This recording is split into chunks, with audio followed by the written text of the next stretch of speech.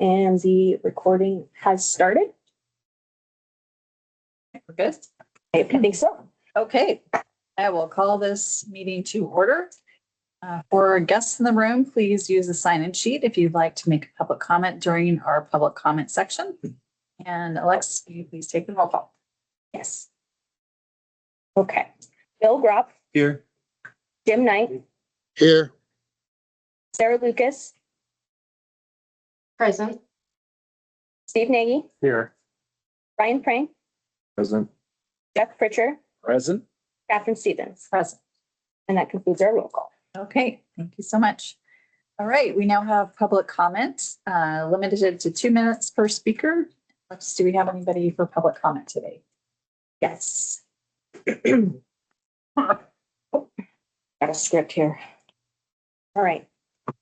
So to begin, I'd like to acknowledge that we have received written public comments from Bjorn Fallon and Shelley Humble. These comments were forwarded to the State Aviation Board. And so we will go ahead and move on to our in-person signups. For each speaker, please state your name and any affiliation, if any. So looks like our first sign up is Stephen Bateman. And then, and if you could just come right up to the corner, right? Yes. That would be amazing. Morning, everyone. Morning. Stephen Bateman, President of the Oregon Pilots Association. Thank you all for being here in Central Oregon. We're glad the weather worked out for you. Surprisingly, it was saying over the past is a winter weather watch. Actually, it's a spring weather watch here in Central Oregon. But nevertheless, nice to be here. Thank you for the opportunity to address. We always like to take our couple of minutes just to give some feedback upon what the Oregon Pilots Association has been doing, because we partner. That's our whole point here. One of the things the new board really wanted to do was make sure we collaborate with all stakeholders in aviation in the state of Oregon. And the reborn, I suppose, Oregon Pilots Association is very much doing that. So thank you again. Here's some talking points, some good things happening. We are continuing to build out our chapters based structures. We've been known as a chapter organization since 1939 when the association was formed, but for various reasons, pandemics, of course, included, the membership has been dropping. We've been building those back up again. We have a very, very active now Central Oregon chapter. We've went from 3 to 23 members. We're doing lots of flyouts. In fact, we're coming here on the 11th, I believe. So we're very much looking forward to that. Independence, Malino, and Albany chapters are also on the up and up. So we're really, really pleased with that. And the whole point of that is to get to something I'll talk about in a minute, is getting people flying. So we work very hard all together, don't we, to make sure that our airports are open, that they're accessible, and that they're funded. But that's the left hand of what Oregon Pilots Association does. Given that we have airports, the right hand needs to say, now get out and fly. Get out there and use them. So with our chapter organizations, with flyouts and so on, we're doing that. We've also just launched our new Explore Oregon by Air Passport program, which you can find on the Oregon Passport Association's website. You can sign up as a member. You can get a hold of this booklet. And every every public use airport is in here, including the state airports. And we've also been very pleased with our interactions with ODAV on a regular basis now for having what we call just informal catch-up meetings. So we can get ahead of things before they go sideways in any particular direction from any particular side. We're very grateful also the idea of having the state airports in here. Perhaps I can seed the idea of one of the challenges is for people to fly to every one of the state airports and then get some sort of award. Brian was saying, well, there is a, what did you call it? A coin? There is a challenge coin. A challenge coin. So perhaps we could do that for people who fly, or if there's anything else we could do. We are searching now for sponsorships, of course, to support the program.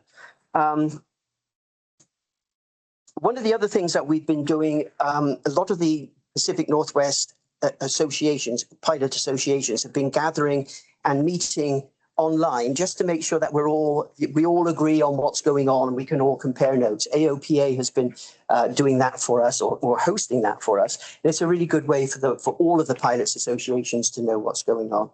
So with that, I will say thank you very much for being here. Thank you. Okay, and then it looks like the next person signed up for in-person public comment is Robin. Please state your name and any affiliation and yeah, perfect. Thank you very much. Hi there, Robin Holdman, Friends of Pacific City State Airport. But we actually live right along this airport, 6K5, and we are just very thankful that we're living the life. We have a hangar here along the airport, and then we fly to Pacific City, and we have a home along the airport there. We bought our home there in Pacific City specifically because of that small state airport. I'm curious, how many of you have actually been to Pacific City and have seen the transformation of that over the last few years? It actually was established in the 1950s. And since we purchased our home in 2011, the state had threatened to close it and then threatened to sell it at some point. But in working with ODA, a nonprofit was formed, and it was led by local citizens, and it was led by Northwest pilots, and also community members and businesses because of the impact of that state airport on that community for safety, emergencies, and economics. We have a very successful business, the Pelican Brewery, that commutes out of there. We have the Coast Guard that trains there, and then we have Lifelight that flies in there. So we received Cycle 3 SOAR funding pledge back in 2020. And with the pandemic and shortfalls in funding, we are now on the 2026 list to receive that money. And I'm here to speak on behalf of our group and how important that is. We have some serious issues with drainage. They call it Lake Pacific City in the winter because of king tides. And it's a real safety challenge when you've got Lifelight wanting to use that place. So we encourage the board to approve the funding. It's important to us and the safety and economy of our community. And I want to thank Tony and Kenji for all the work they're doing with us as our partnership. We have an official MOU that we as a nonprofit have with the state, and it permits us to do a lot of the maintenance there and the mowing. And we have a work party on June 13th. If any of you would like to come down, it's our, I think it's our 9th annual work party. And we get a lot done with volunteers. So thank you very much. We love our airport. Okay, no, we're partners with you. Right. And then I just wanted to June 13th. confirm with the two other people that signed up. You did mark no, but I just want to confirm. John and Matt, are you okay with no public comments today? None? Perfect. Awesome. Just introduce yourself. Hi, I'm John. Well, he's John, but also too, he is the international director for the Skywagon Club. He represents Oregon, Washington, Idaho, and Montana. Okay. Thank you. All right. So seeing no more in-person comment, we'll go ahead and move on to any online comments. So if you would like to make a public comment online, please use the raise hand function or type in the chat. We'll give you a minute or so there.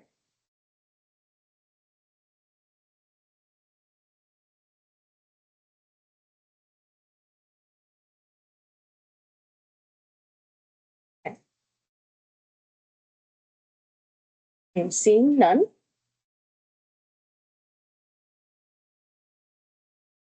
Second here. Okay. Okay. I do see Perry Nickerson has his hand raised, so I will go ahead and allow your mic, Perry. Perry, please state your name and any affiliation if there is any. Hi, thank you. Sorry it took me a second to raise my hand there. My name's Perry Nickerson. I am the president of the Aurora Airport Improvement Association. And I just wanted to take a second to urge the board to, or compel the board to approve the funding for the Cycle 6 project for moving the Purple Gate at the Aurora State Airport. And also want to thank Tony's work on putting that proposal together. In the background, the private landowners at the Aurora State Airport have submitted a grant application for the Oregon Department of Aviation Connect Oregon grant. And in tandem with the approval for the movement of the Purple Gate, these two projects would allow almost a fully connected internal circulation road to exist at the Aurora State Airport, which of course would significantly reduce our hope, or our attention is, the occurrence of VPDs at the airport, which we all know is a big safety issue. So, and if I wasn't clear, the grant that we applied for through ODOT was to create a road that would connect Yellow Gate all the way up to Stenbach Road, which is where the Purple Gate would be moved to. And so it would create roughly a 90% coverage of the airport. So anyway, that's just my comment. And again, just to thank Tony for his partnership on this. So thank you. Great, thank you.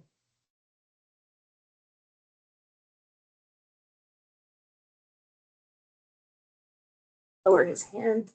Okay, and last call for public comment. You can use the raise hand function or type in the chat.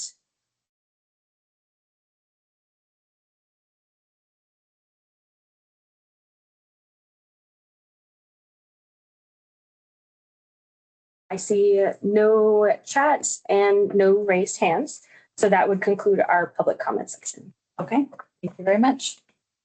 All right, we will move on to the welcome to Sisters Eagle Airport with Benny Benson. Can you just give me one quick second to get it all set up? Okay, while Alexis is setting up, I'll take some early time to say thanks and welcome to the Sisters Airport. I don't know how many of you have been here before, but I find not many have. So Alexis gave me 10 minutes. I will likely abuse that. You will kick me out. And looking for questions, because I think there are Sisters Airport, just as a starting point, I start with, my name is Benny Benson, my wife, Julie Benson. And that's significant because Sisters is a public use airport, privately owned. And privately owned is privately owned by Benny and Julie.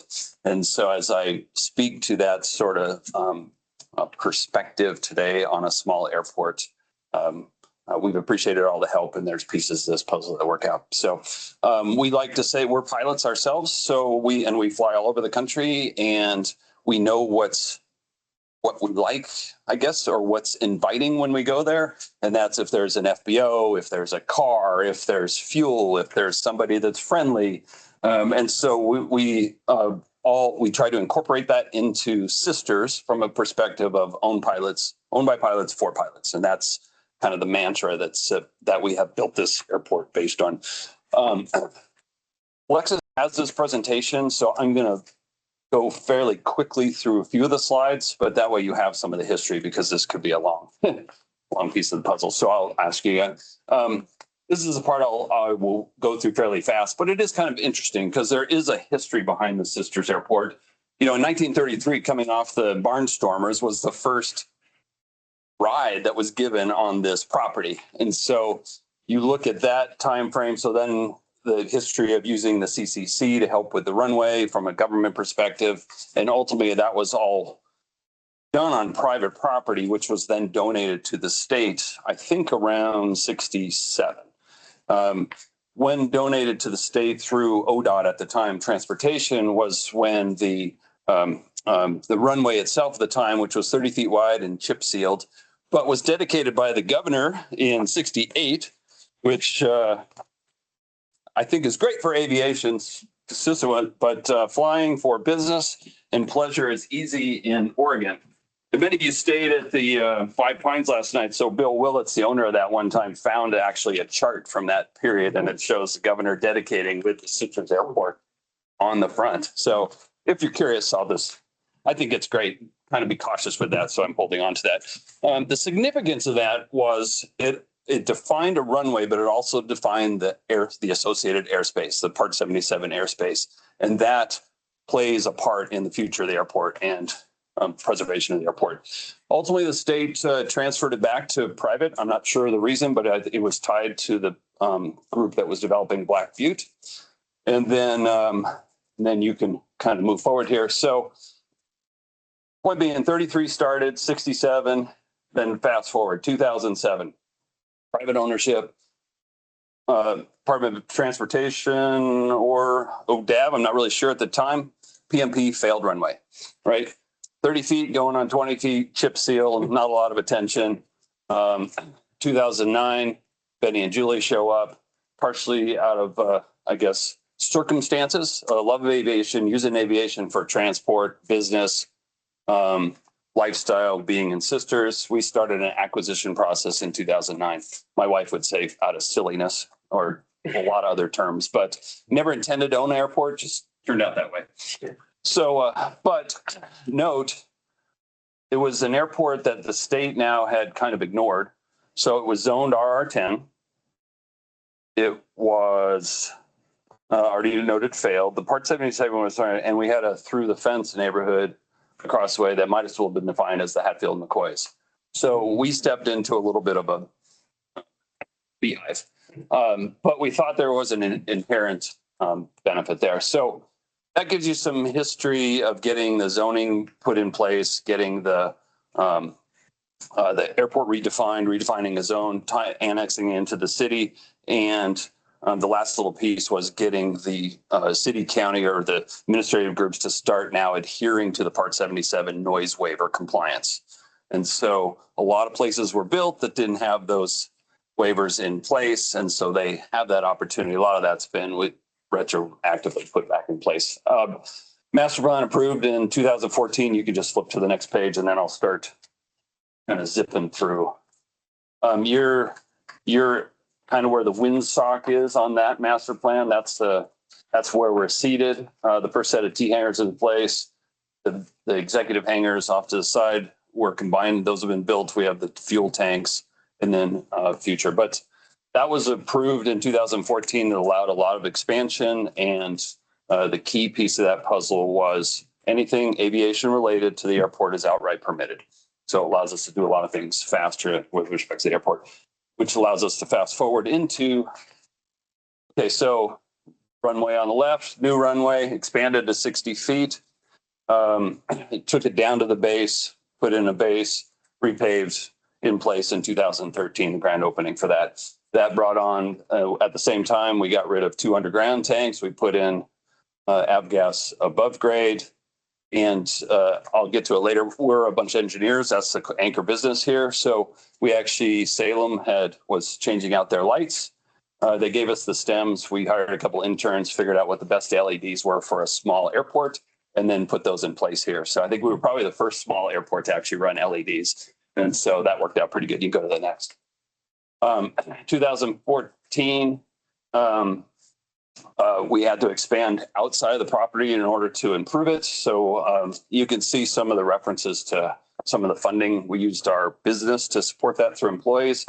We had to bring water line into the sisters to support fire hydrants for expansion, sewer to connect to the city sewer. And outside of that, the roadway that you traveled in with the trees and the bike paths and everything, that was to bring that to city compliance. So we built all along the property here for the neighborhood as well. But it turns out to be a nice entrance. So that's how that was put in place. 2015, we added a taxiway.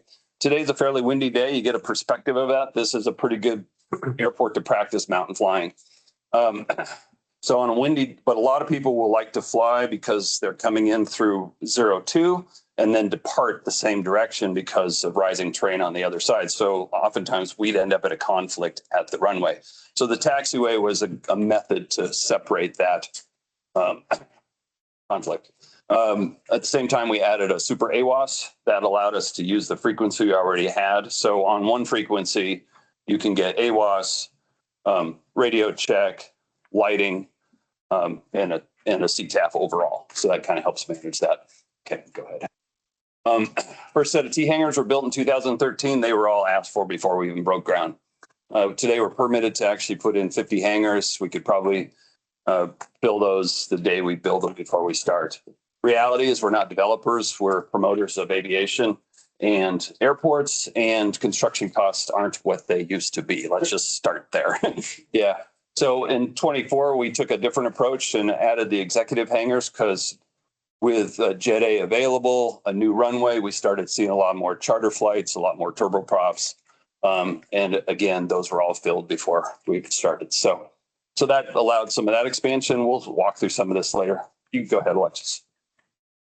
And feel free to just raise your hand if you're curious about anything. But so core, go ahead, Steve. Are you tracking for like filling those hangars? Is it really just locally based, or are you attracting from the larger area around? Like, that other airports are Well, going to be here, or local airports being Madras, Redmond, Yeah. Bend, yeah, right? And so as those get busier, Bend is a perfect example. A lot of people, would look to be that's what I here. was curious. As Redmond had the challenge of leases running out and then taking over the hangars. And so we can apply an ownership perspective to the hangars, and we start everything at a 50-year lease and then run it to the life of the runway. So we're attracting from that perspective. That's what, And then Central Oregon as a whole is just growing.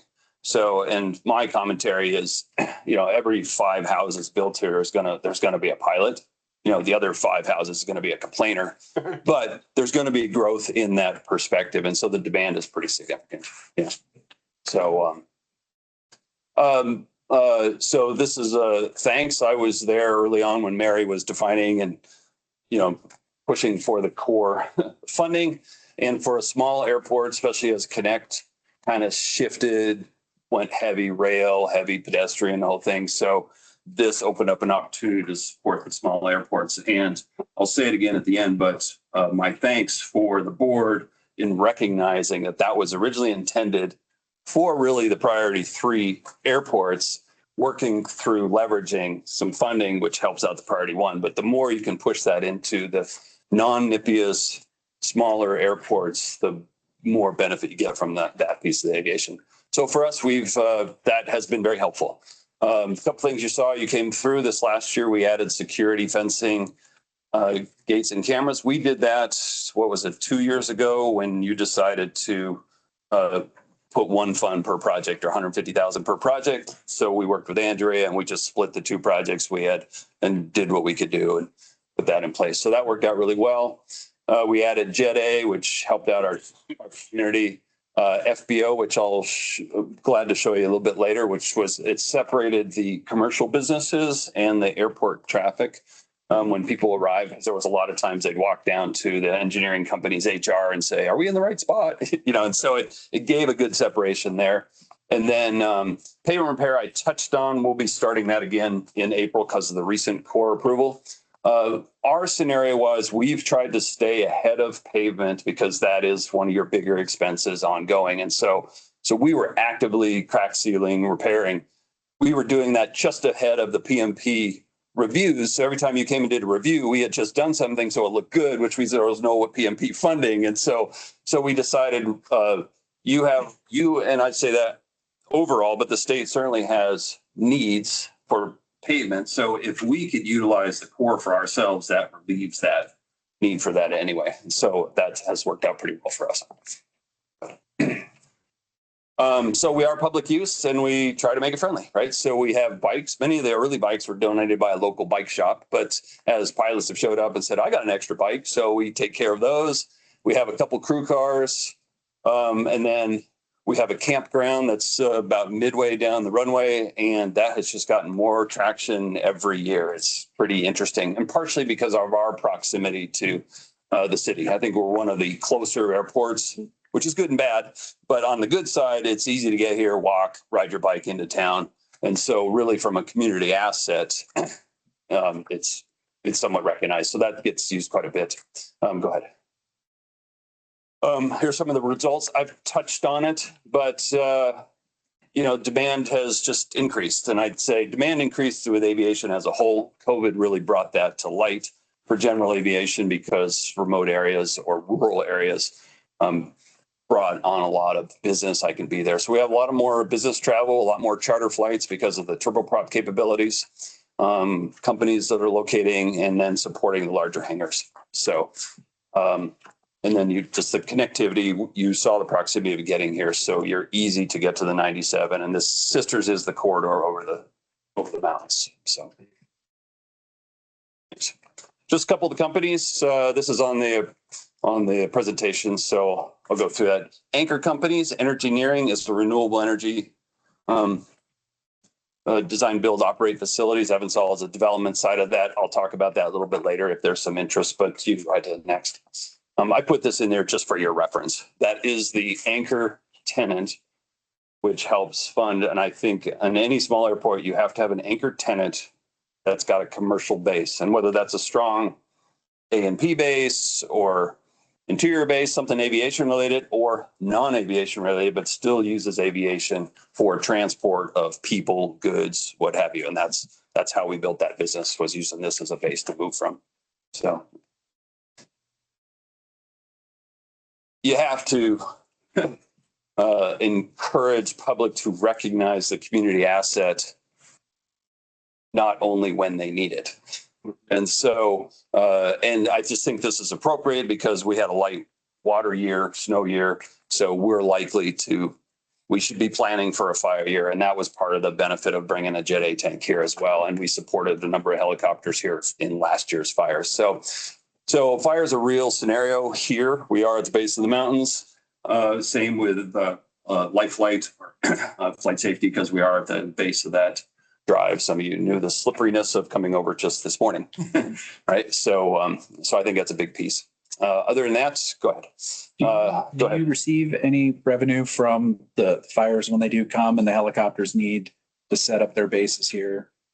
We will get a landing fee for when they're basing helicopters here to keep it here. Okay. So one argument to be made and maybe asked for, where we always fight's the wrong term, where we get into contractual, is they'll bring fuel trucks and oil trucks, they'll change oil, they'll do everything, and they have to stand by their environmental piece, because we just can't take that on personally. And it's weird that we have to argue about that, but that's the only risk that we watch. So, but anyway, we would rather not get that revenue personally, because I'd rather not have the fire.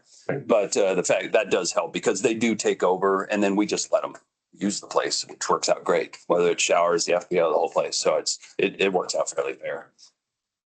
We've had the place open to the public for a lot of events and cars and planes. We've had to watch a little bit of that just because the world is different today. Liability is different. And I'll just say the homeless environment is just different. So, but go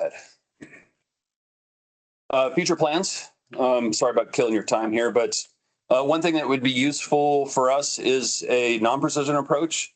So if you're coming in on an instrument condition, you're coming over the mountains with a tailwind, usually end up about at Burns before they turn you around and start working way down here. It would be hard to have a precision approach here because we do have rising terrain. It's a smaller approach, but it has something that would help for some of the local environments.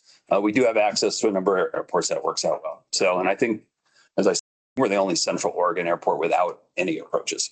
So from a public perspective, my request, I talked to Tony about this. We do have some trees that used to be a good BASI reference at one of the ends. Today, they're obstacles. I know in one of your last board meetings, there was some reference, or maybe it was one of the core grant requests was for obstacle clearance. So I would like to ride on top of that, whether that's letters or support or something, because it is within the runway protection zone. We are going to have to do this friendly as neighbors, and we're just going to look to top enough for safety. We did have a plane hit the trees last year.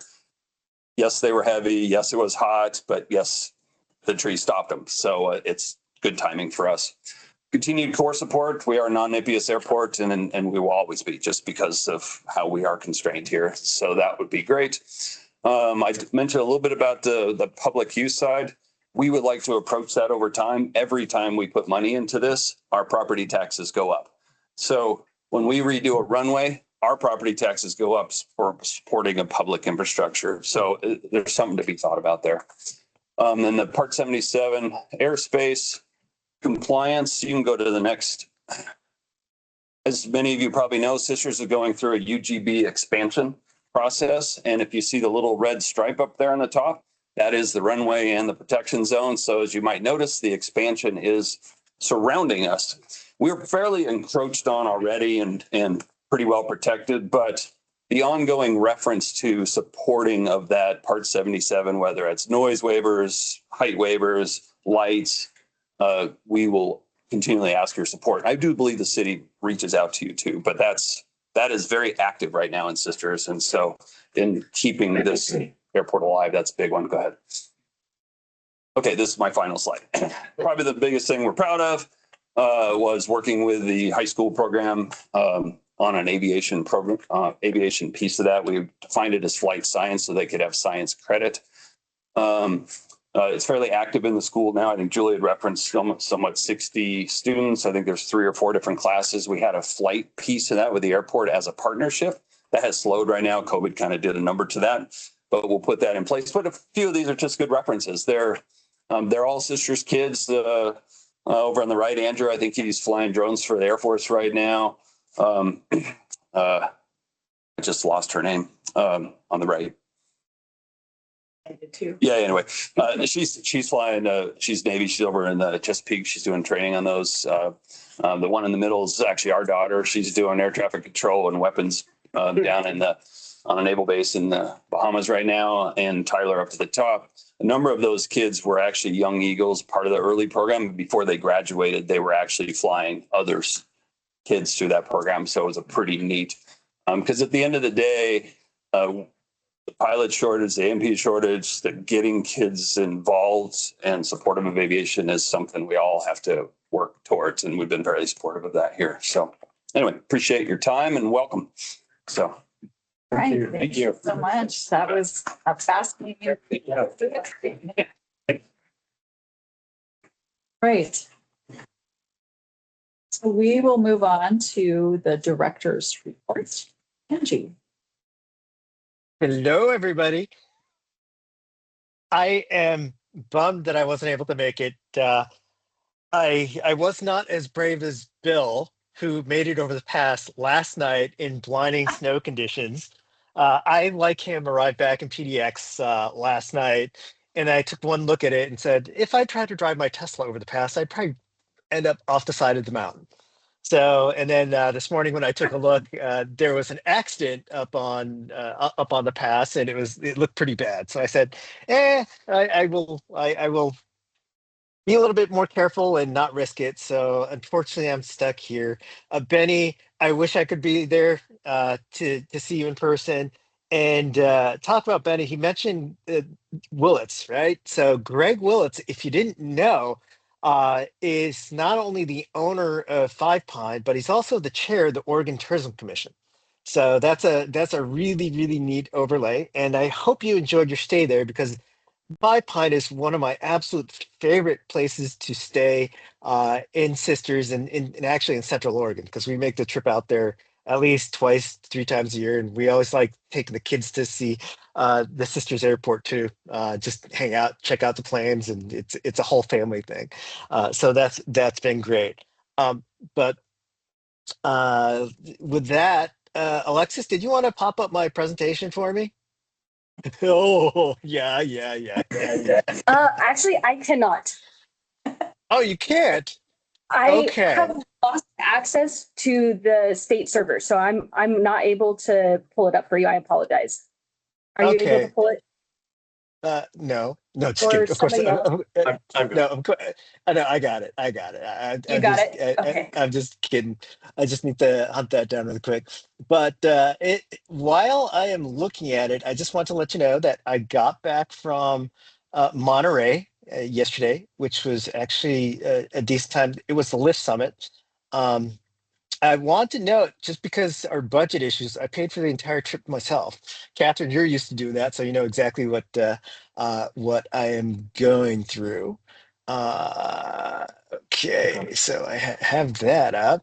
Okay, present. Okay, now hold on. Let's see. I think Angie's trying to present it. Yes, I'm Hold trying to on. present. Oh, don't worry, I'm good. Oh, do you need to allow me to present? I think you might need to allow me to present. Oh, there we go. Share. Perfect. Okay, window. There we go. And There then we go. present. And are we Yes, we there? got it. Yep, we're Oh, good. perfect. So just to let you know, the List Summit was fantastic. there's a couple things that I want to tell you that was really beneficial for us is there were conversations around advanced air mobility and of course electric aviation. And that was great because we were talking about how much that will affect when it comes down. It might be a little while, but the leaded fuel aspect, the noise aspect. So there's a lot of good community impacts from the new electric aviation and advanced air mobility as well. And then I ran into PK. If you don't know PK is one of the folks from NASA that I've talked about.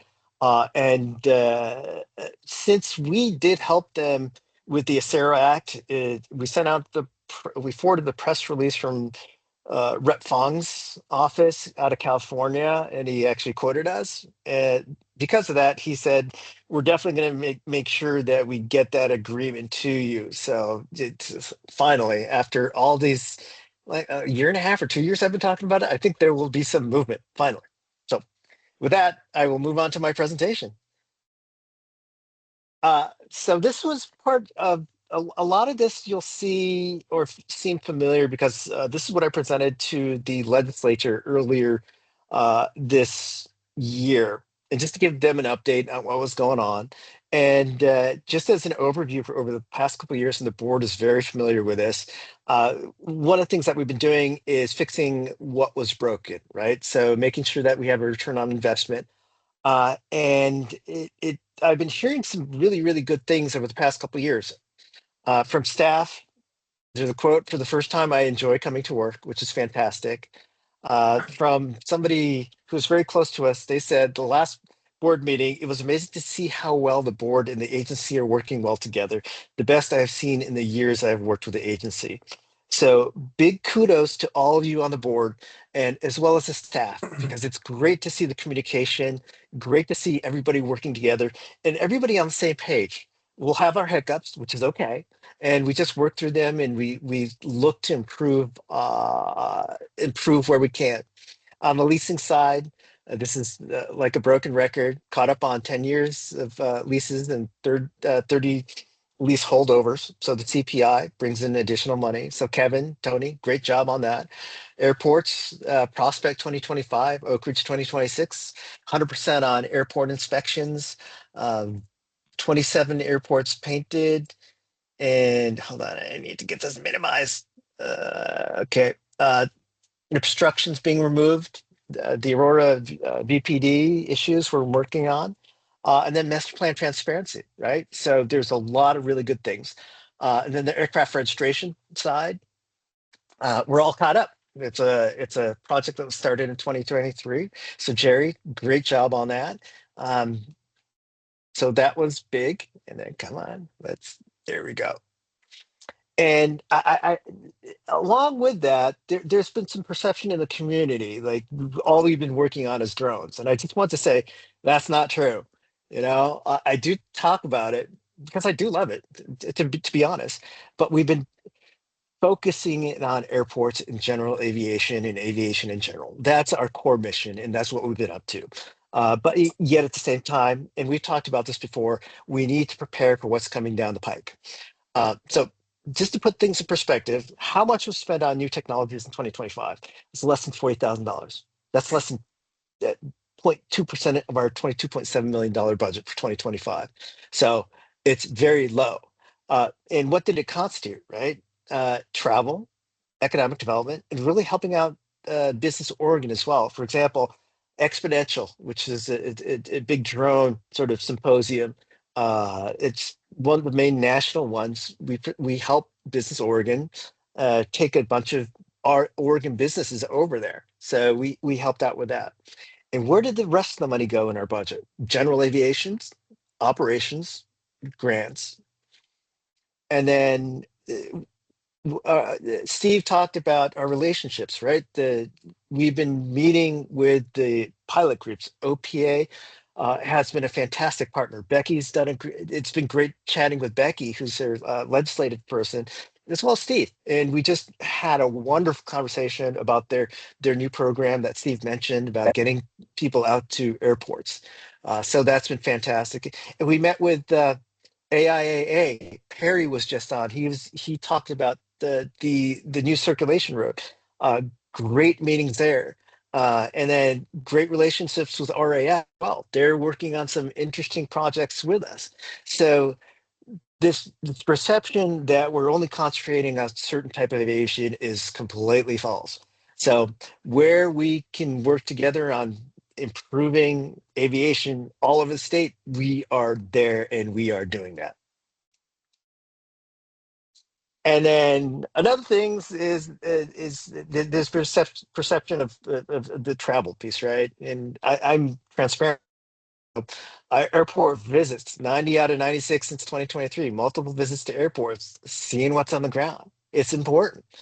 And then for travel last year, I spent an average about $1,800 per a month last year, and it was great because it aligns with our mission.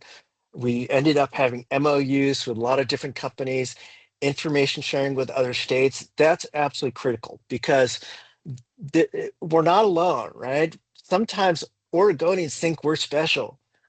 Well, we are special, but at the same time, other states are doing the same exact thing. And having these relationships with our fellow partners across the United States, they have a lot of good ideas, and they've already done a lot of stuff. So my version of R&D, and you've heard me say this before, is rip and duplicate. Where we can do that, we do it. And the only way to actually know what's going on is actually talking with people. So that's been a big component of the ROI and what we're doing, and then those relationships with the feds as well. I was just out in DC.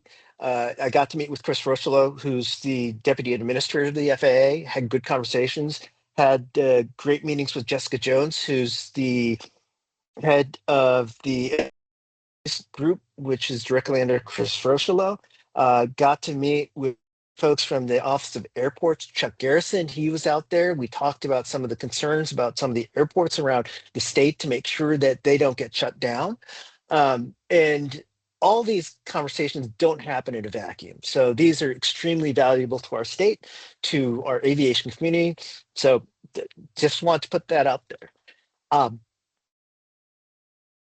We all know what's happening right now with the jet fuel prices, right? We got a war in the Middle East. Prices are going through the roof. We are very uncertain about what's coming. And Catherine, you and I had this conversation the other day. Demand has continued to be strong, but there is the potential of some significant impacts coming down the pike. So what we did was I instructed the agency to really take a look at where we can cut and implement the 5% budget cuts that we had to model that based on the governor's directive earlier this year. And we went through that exercise and we thought to ourselves, where could we minimize impact to the agency? And we decided to take the approach of, okay, we're going to delay PMP for a year. However, the actions that we are taking, we are signing the contract. So in case the impacts aren't as bad, we will continue those projects as planned.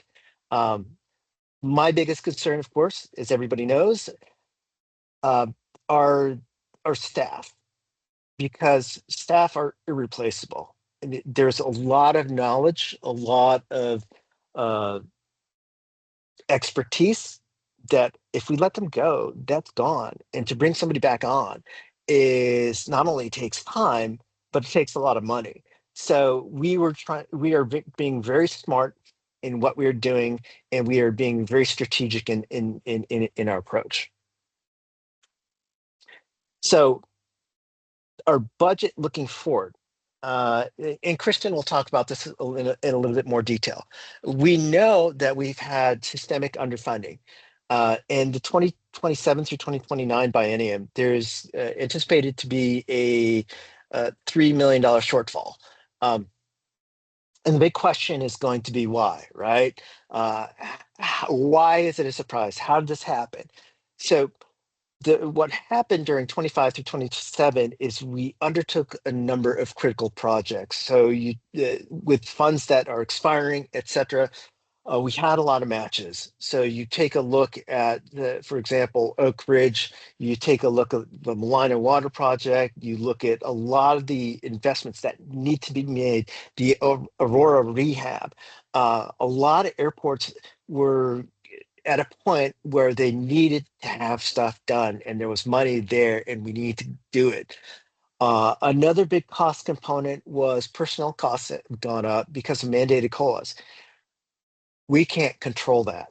That happens in bargaining at central table. That's the issue with being underfunded. We end up being in a situation where we unfortunately have to make up that difference. And with our revenue not going up, we're stuck. So our plan is, and we've been talking about this, is bringing together a work group to brainstorm for goal one, which was a part of the strategic plan, and really moving that forward. We've been working with Chair McLean and also Senator Brock Smith. We have just been trying to get a timing down on it because there's another big work group that the governor's putting together, which is on the ODA funding side too. So there's a lot of cycles, there's a lot of logistics involved. So we are still pushing that. And I'm hoping that that'll happen this month because we are running up against deadlines statutorily. Well, not statutory deadlines, but deadlines for our LCs to get board approval to move forward. And I want to give you all the maximum amount of time to be able to consider these as well. So it's not like we just suddenly spring it on you and say, hey, can you just approve this? Because that was one of the pain points that we experienced in the past. And to help sort of the funding aspect as well, the operations team, we're looking at funding that is with part of SOAR funds, and Tony has made that ask before. Oops, too far.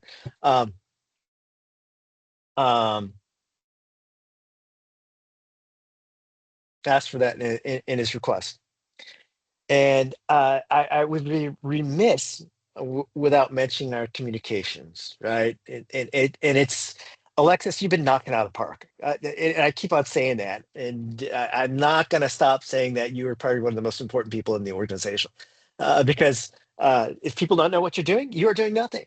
And the web between the website, social media, press releases, the newsletter, surveys, etc. I,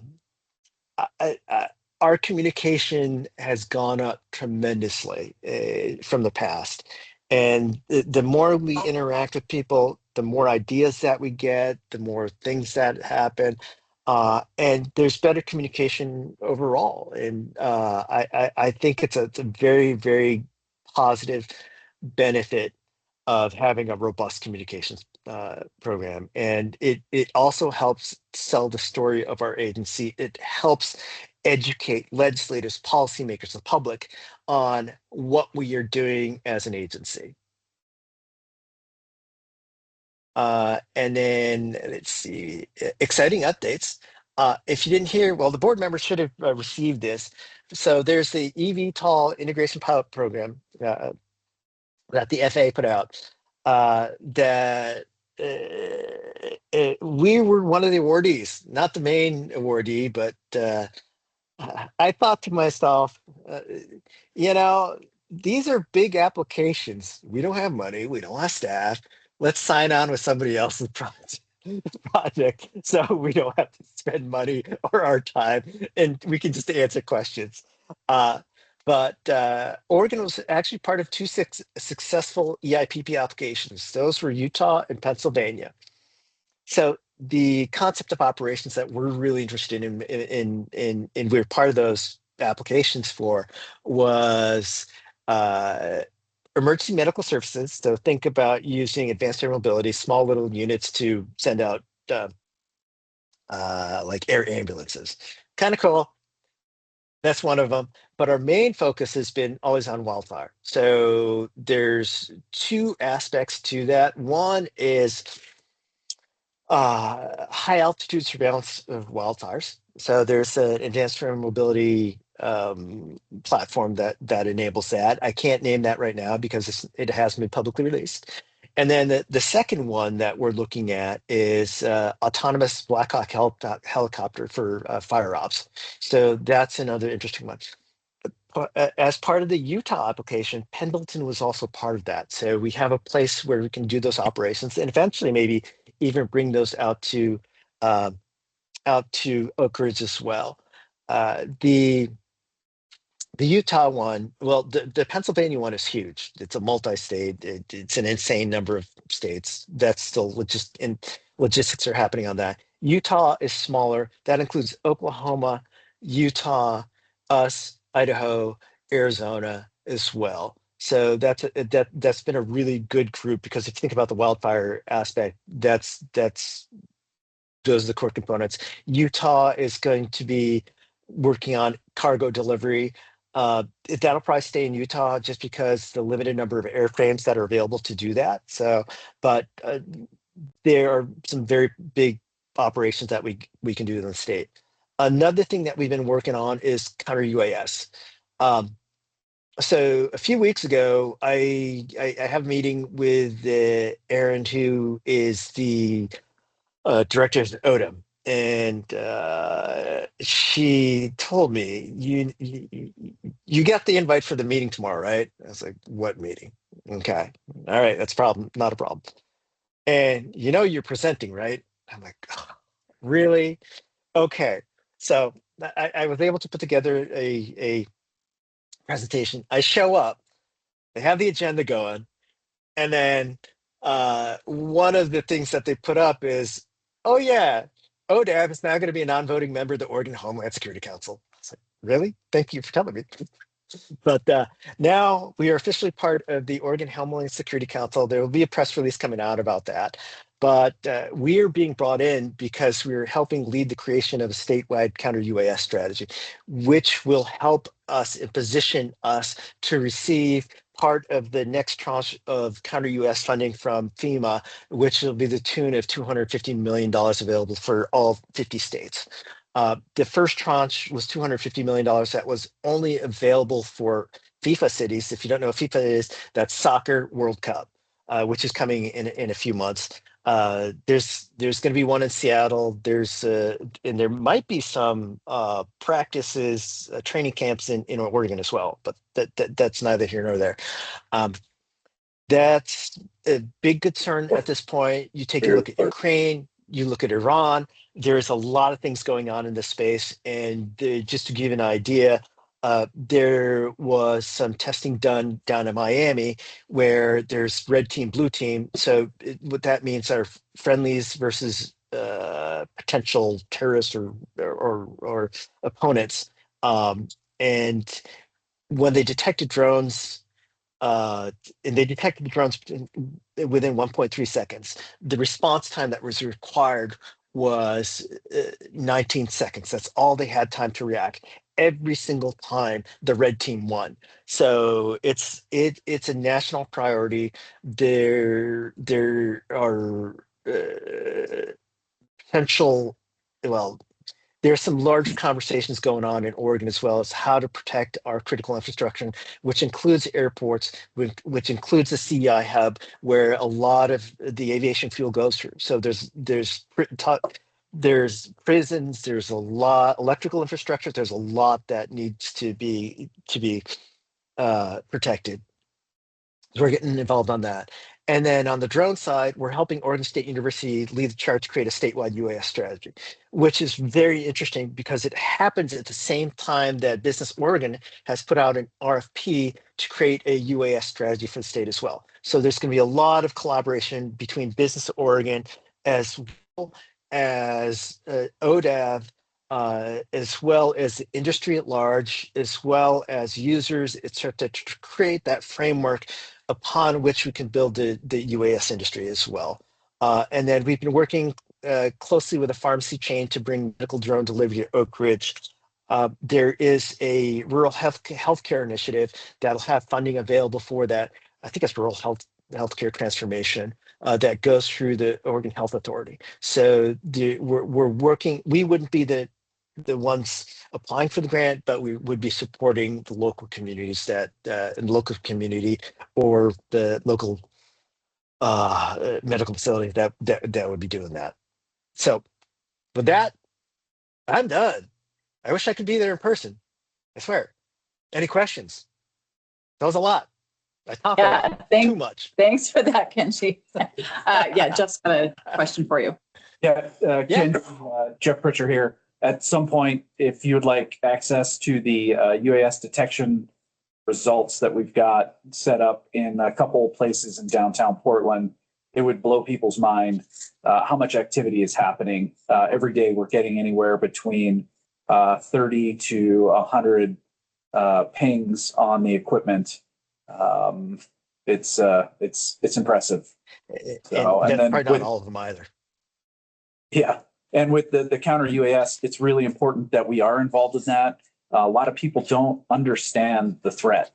And we can't do anything in public safety right now because the laws only allow the three-letter agencies and the military to utilize the mitigation equipment. While there are a couple pieces of equipment that exist in the state, public safety has zero access to them. So yeah, it is a very important thing for ODAV to be working on. Unfortunately, a lot of people in our state, they still view these things as not important enough or not important enough issue, but it's going to be big real soon. Yeah, just to put it exclamation point on that. There is there's a criminal investigation ongoing right now that is looking at drones that could have caused a significant amount of damage. And that's been elevated to the highest levels, including at the FAA, including at DHS. And we've been working very, very, very closely with DHS as well. And I think I've mentioned it before. It's New Steel, which is the National Urban Security Technology Lab, which is out of New York. Alice Hong is the director, and we've been talking with her. One of the interesting things that we've been talking about is running a potential trial in Portland. I suggested this to Oregon State Police. That's still in concept phase. It still needs to be signed off by leadership.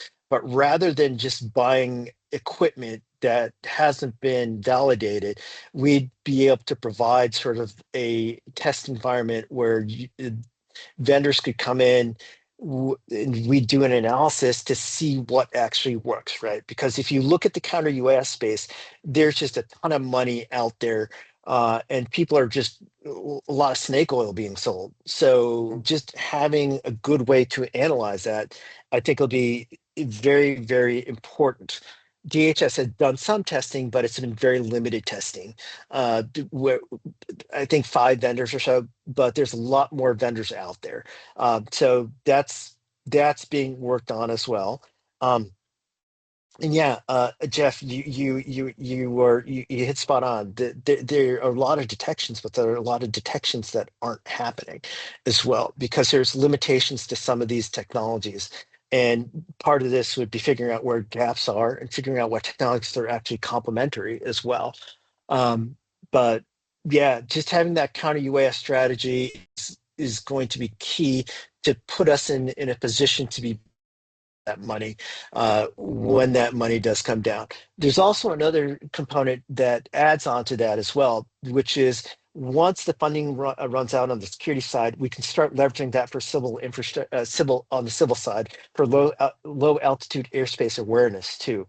As these new technologies start coming on board, we can not only charge for it to maintain it, but also create increased airspace safety, especially around airports, especially in urban areas, especially where there's helicopter traffic. So there's a lot more conversations and a lot more to this. I could go on this forever. Sorry, this is one of the things that I do, but I'll leave it at that. How's that? If you have questions, come talk to me. I can talk your ear off. Thanks, Kenji. Yep. Any other questions for Steve? Not so much a question, just thanks, Kenji, for the, it's a Yeah. very thorough update. I think all of us have seen the transition either as board members for the agency in general and the operation of the staff, or even for some of us who have just worked with the agency for many, many years prior. The transparency that's coming from the agency, I appreciate you kind of answering some of the questions from people who have concerns in both in factually and how you present it there. I think you're absolutely right. You know, and those of us who are public employees ourselves, or even in private industry, almost all of us are involved with our industries in some way just beyond our own agency or our own company. It's part of the job that we do. And if you're not part of it, you're left out on the side. And if you're left out on the side, your agency or your company just doesn't have the success.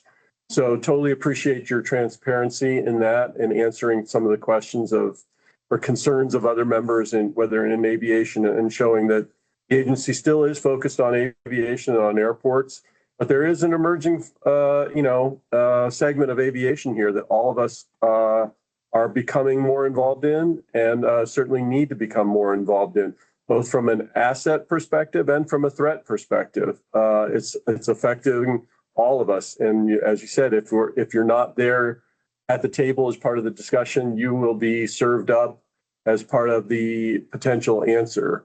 So I appreciate your leadership in that.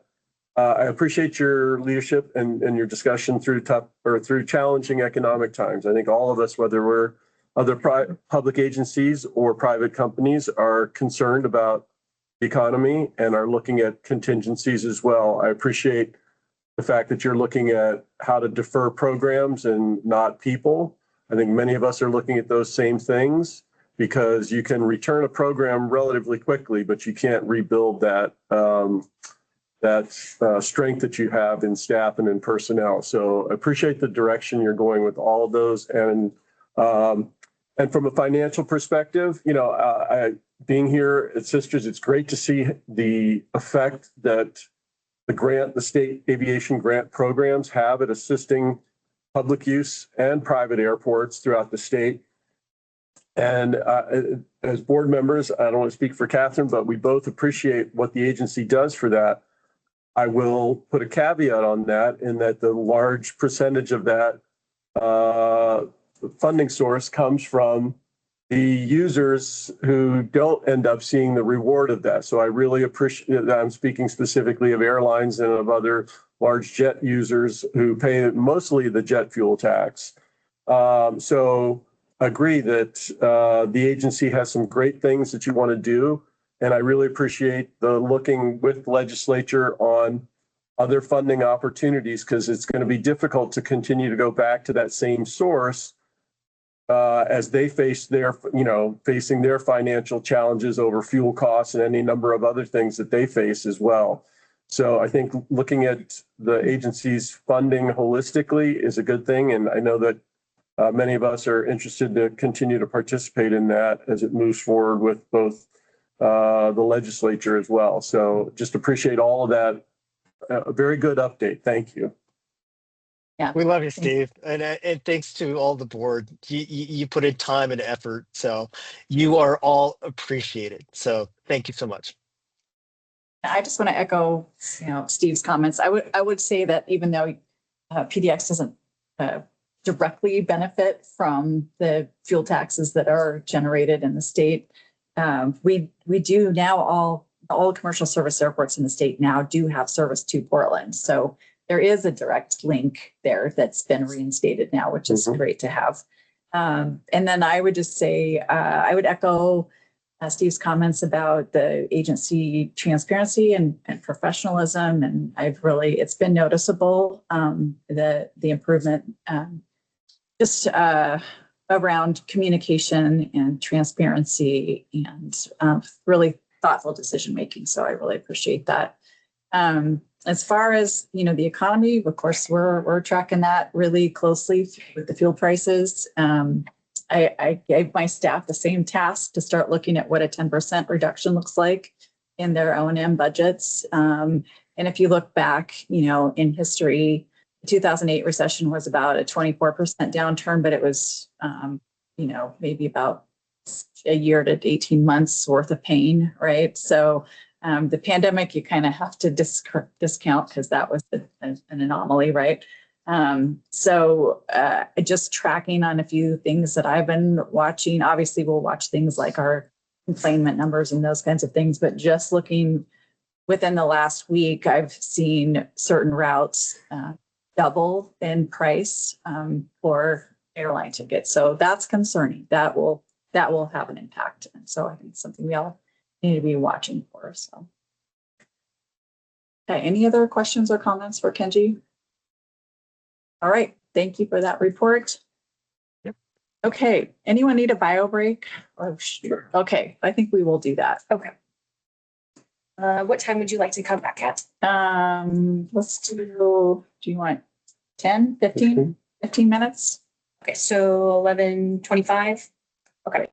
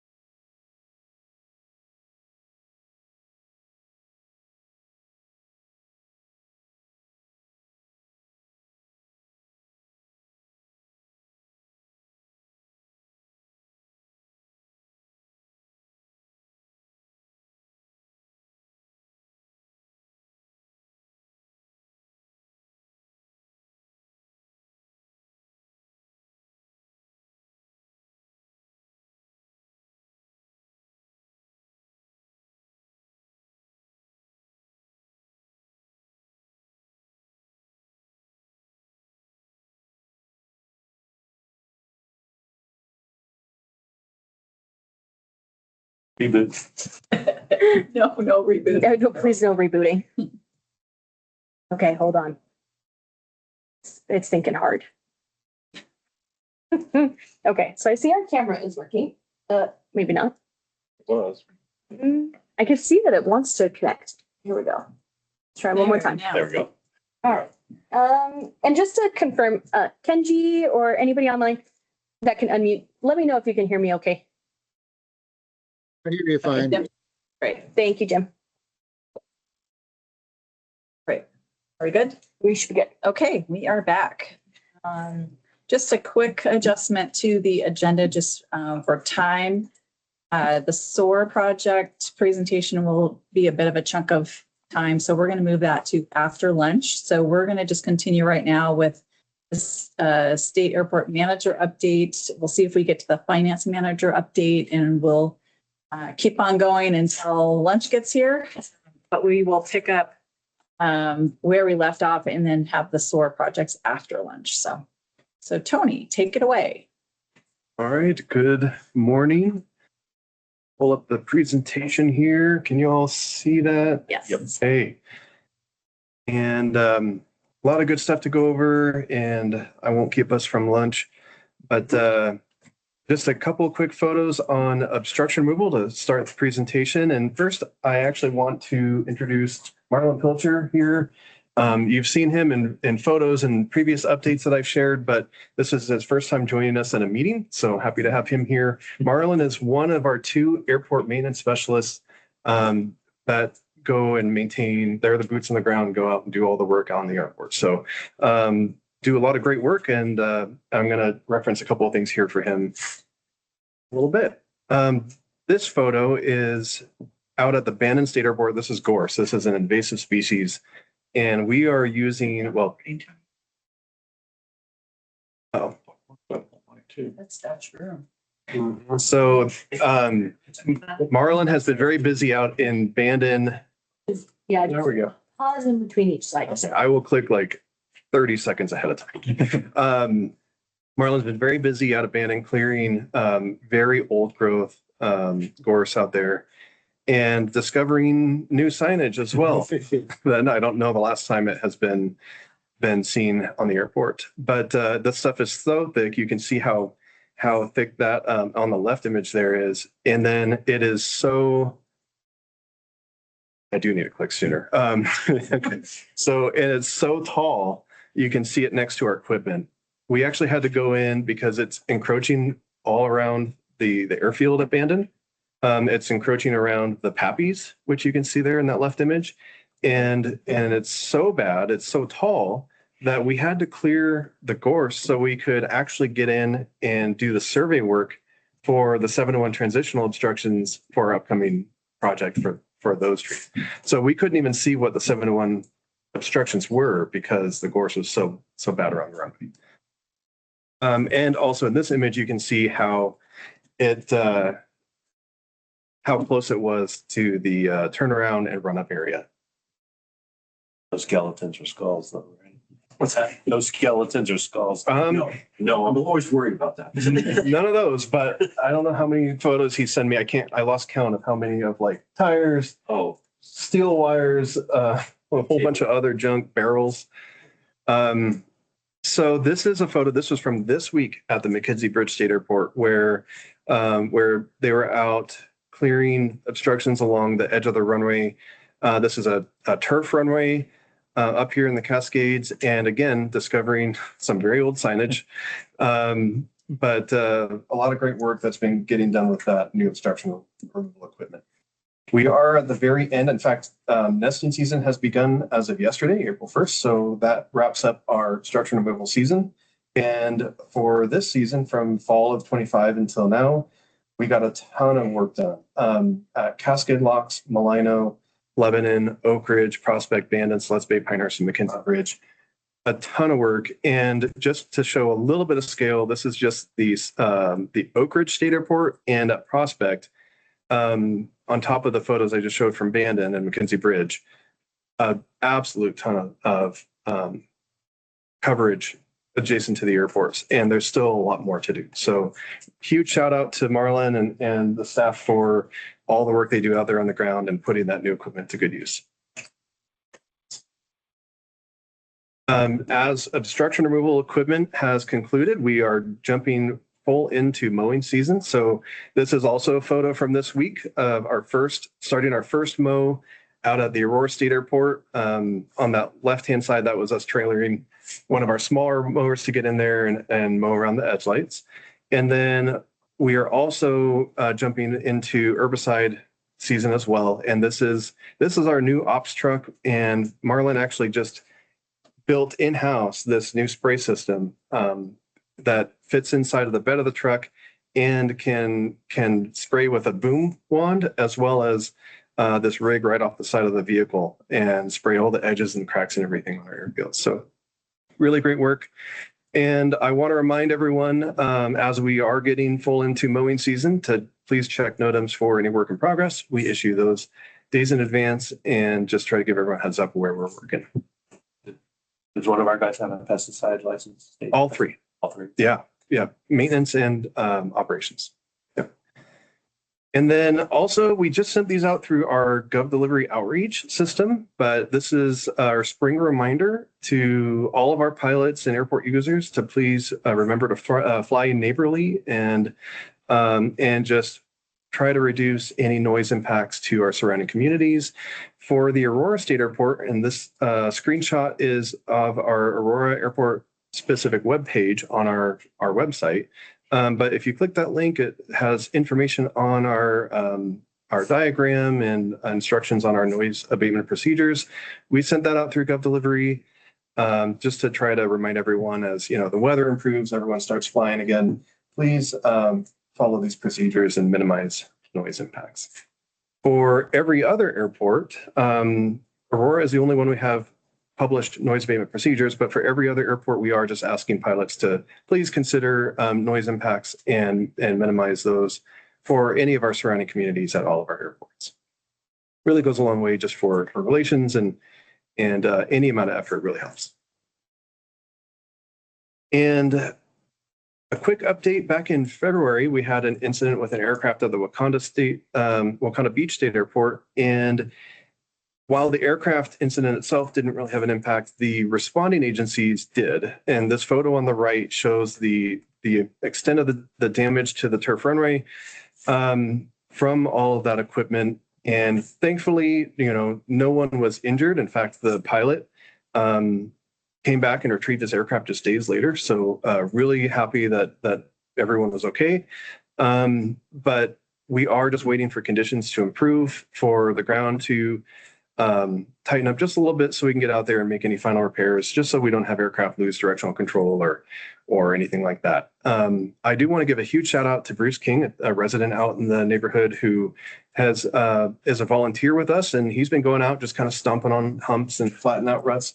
It honestly is going to shorten our time frame for getting this airport reopened, and it's a huge impact. So really big shout out to him. Really appreciate his service there. And then our seasonal airports, we have 4 of them that are closed from November 1st to May 1st: Crescent Lake, McKenzie Bridge, Santiam Junction, and Toketee. So here in just under a month, those airports will be reopened. We'll have fresh windsocks, and we'll get those airports fully open for the season.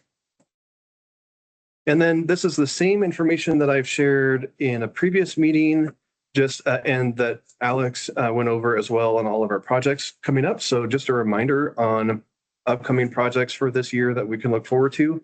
I also sent out a Gov Delivery outreach with the same information, just letting folks know that as we award contracts for each of these, then we will have more information on timing, schedules, and what the impacts for each of these projects are going to be. So we will be sharing that here as soon as we can. And this is just some examples of prior outreach that we've done with all of the information about the projects and schedules for those from last year. So to make sure you receive those updates, be sure to sign up for the state airport specific contact group that you want to get updates for. And I encourage you to sign up for all of them. We don't blast too much unnecessary information. Everything that we send out is relevant to this specific airport group. And you can do that by going onto our website, oregon.gov/aviation, and clicking that big blue box, subscribe to ODAP emails. Be sure to select the specific topics that you're interested in. You can always manage or update your preferences whenever you get one right at the very bottom of the link. And let's see. And so we also want to hear from you. So we have been putting out these check-in signs, and I've covered this before, but I just want to put a reminder on this. You know, we want to hear from the people using our state airports. Please send us a cool photo. Tell us about your visit. If there's anything we need to be aware of, anything safety related, or just help us understand how our airports are being utilized. We've had at least 2 pilots report and tell us that a state airport has come in clutch, whether it's for weather or we had one ag operator that I think was facing some winds or I can't remember the specific details, but flying over the Cascades. And they said if it wasn't for the Oak Ridge State Airport, they were landing on the highway. And they said that airport saved their life. So that was the report we got from them. We get a ton of great feedback. It really just helps us understand how these airports are being utilized and plan accordingly. And then I'm also very happy to share, knock on wood, that we have not had a new vehicle or pedestrian deviation or runway incursion at Aurora since October 17th. So this is really a good trend to see. And it's I have given a shout out in Pam and I want to shout out here as well to the folks at the airport for spreading the message, looking at the training, helping people be aware, you know, what a VPD is and how to prevent them. It is a huge improvement that we haven't had one since October, and we want to see that trend continue. Like anything safety related, you know, the goal is still 0 going forward. So this is definitely not a mission done kind of thing, but I still believe that, you know, this deserves some recognition for the good work that people have done. And want to pat on the back there for sure. So let's see. So we are still working through our corrective action plan, and we'll be bringing the permanent rulemaking of the VPD rules that we had voted on here just a couple months ago.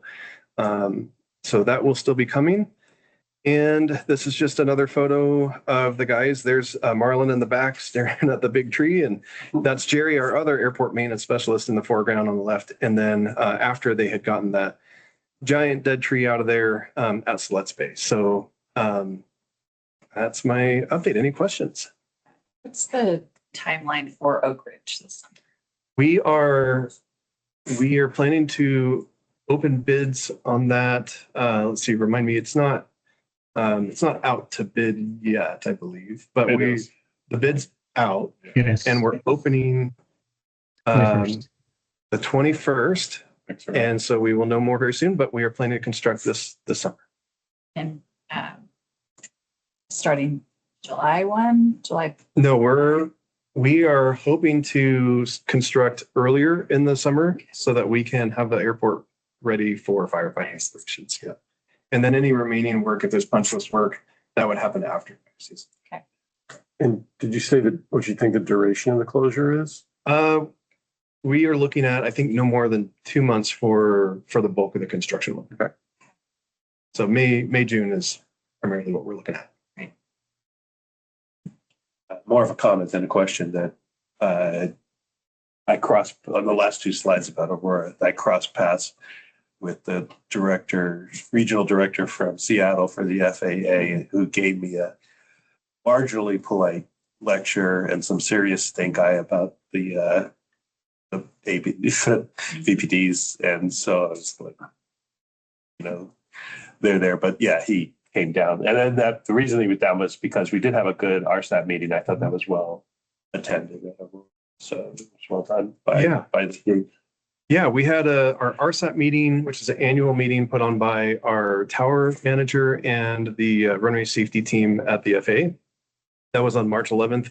It was well attended by both local pilots, tenants, and as well as the FAA. We had a lot of folks there from the Standards District Office, from the Airport District Office, and from regional as well, our regional district. And that was one of the comments he made, was because there's 8 FAA people here and there's a reason for that. Right. Right. Any other questions for Tony? Just a comment. It's a lot of work. Yeah. Thank you. Yeah, and your comments as well. Yeah. Thank you to the maintenance team. That is a lot of work. Knowing your staff and your limitations, your equipment, that's a lot of obstruction. That's a lot of removal during the winter.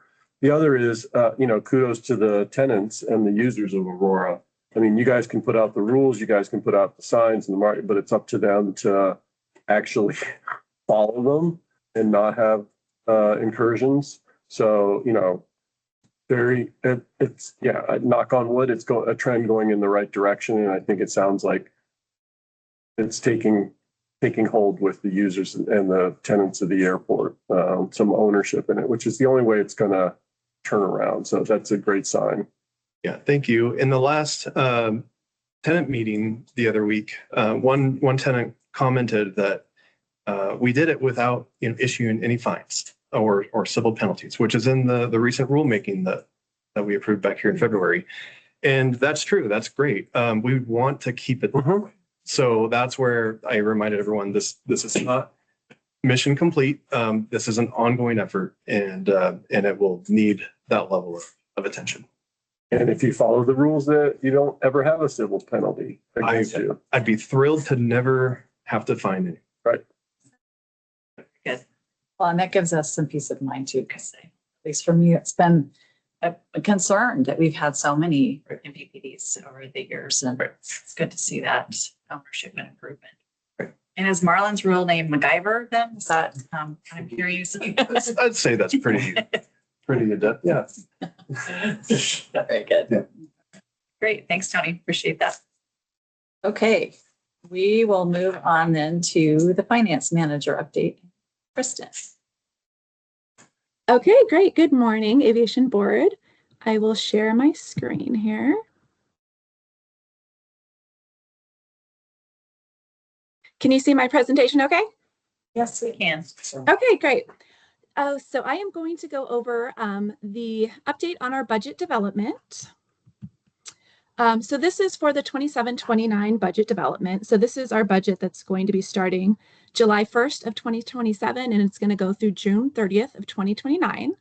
So right now we are developing legislative concepts and policy option packages. So we're developing our CSL, which is our current service level budget, and putting together a revenue forecast. So just to give you a little more background of how we put together the CSL, the current service level budget. So basically what we do is we take our current budget for the biennium, and then for expenditures, we add an inflation factor. So the state gives us what that is. So for the current biennium, it's going to be 4.9%. And then for our personal services, what we do is we take a look at all of our positions, and then we forecast what step each employee is going to be at in the next biennium. So what I mean by the step is, for the state, when you're hired on, you receive a step based on your experience. So it could be 2 through 10. And then every year you get a step increase, and it comes with a 5% increase in pay. So that's how we figure out how much expenditures we'll need for personal services. And then we put together our revenue forecast. So for that, we have an economist at ODOT who does the jet fuel forecast for us. And then I put together our other revenues. And so that's what we come up with, what the budget is going to be for the next biennium. So as Kenji has already mentioned, and I mentioned in the last board meeting, as we've been putting this together, we did find out that we are going to have a revenue shortfall in both operations and aircraft registration. So I'm going to go into more detail of why we have that revenue shortfall. So here is a look at our operations revenues. And so what I did here is I put together in this column here, this is our actuals and forecast of the current biennium that we're in. And then this is the CSL that I was explaining to you for the upcoming biennium, the 27-29. So I highlighted in yellow our top 4 revenues for operations, and I'm going to go over those in a little bit more detail. So jet fuel tax, as we know, that's our #1 revenue for operations. So that's about half of our operations revenue. And so currently we get about 1/2 cent. So the agency receives 3 cents of jet fuel tax, and 2 of those goes to ASAP, and then PMP and operations split 1 cent. So technically operations gets 55% and then PMP gets 45%. So that's the pavement maintenance program. The last increase to jet fuel was in 1955. And I'll note here that we expect the revenue based on this forecast to be lower. So when we got our ODOT revenue forecast, it does not yet include the recent events such as the war in Iran. So we're expecting that to be a lot lower than this. And talking with the economist who does the forecast for us, he has to base it on the DAS statewide forecast. And so the last one that came out did not take these current events into account yet. And then he's also taking into account the macroeconomic events from certain companies that he's getting. So also doesn't have that in there yet. So what we're going to be watching this really closely. There's going to be a new state forecast in May, so we'll be able to update that then. And then we're just going to be continually updating that as the budget goes on.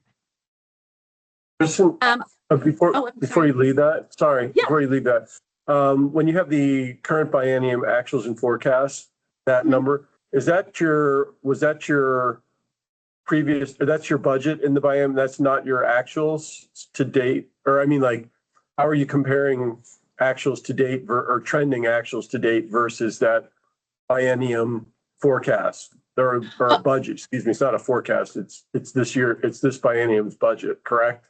Yes, correct. Yeah, that's a 2.6. good question. So I didn't plug in exactly what we had in the budget there. The budget number that we had was higher.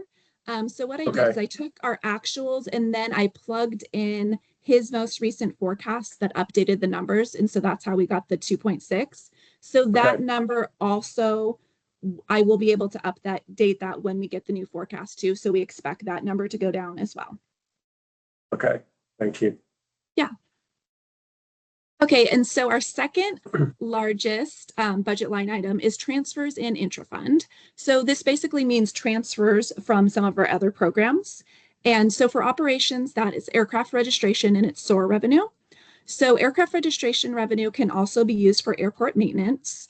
So you'll notice this is where we have the largest shift from the current budget into the next budget. So the reason for this, so we have less aircraft registration revenue available for the next biennium because we did have a lot of very large projects in the current biennium, and aircraft registration also is used for grant match.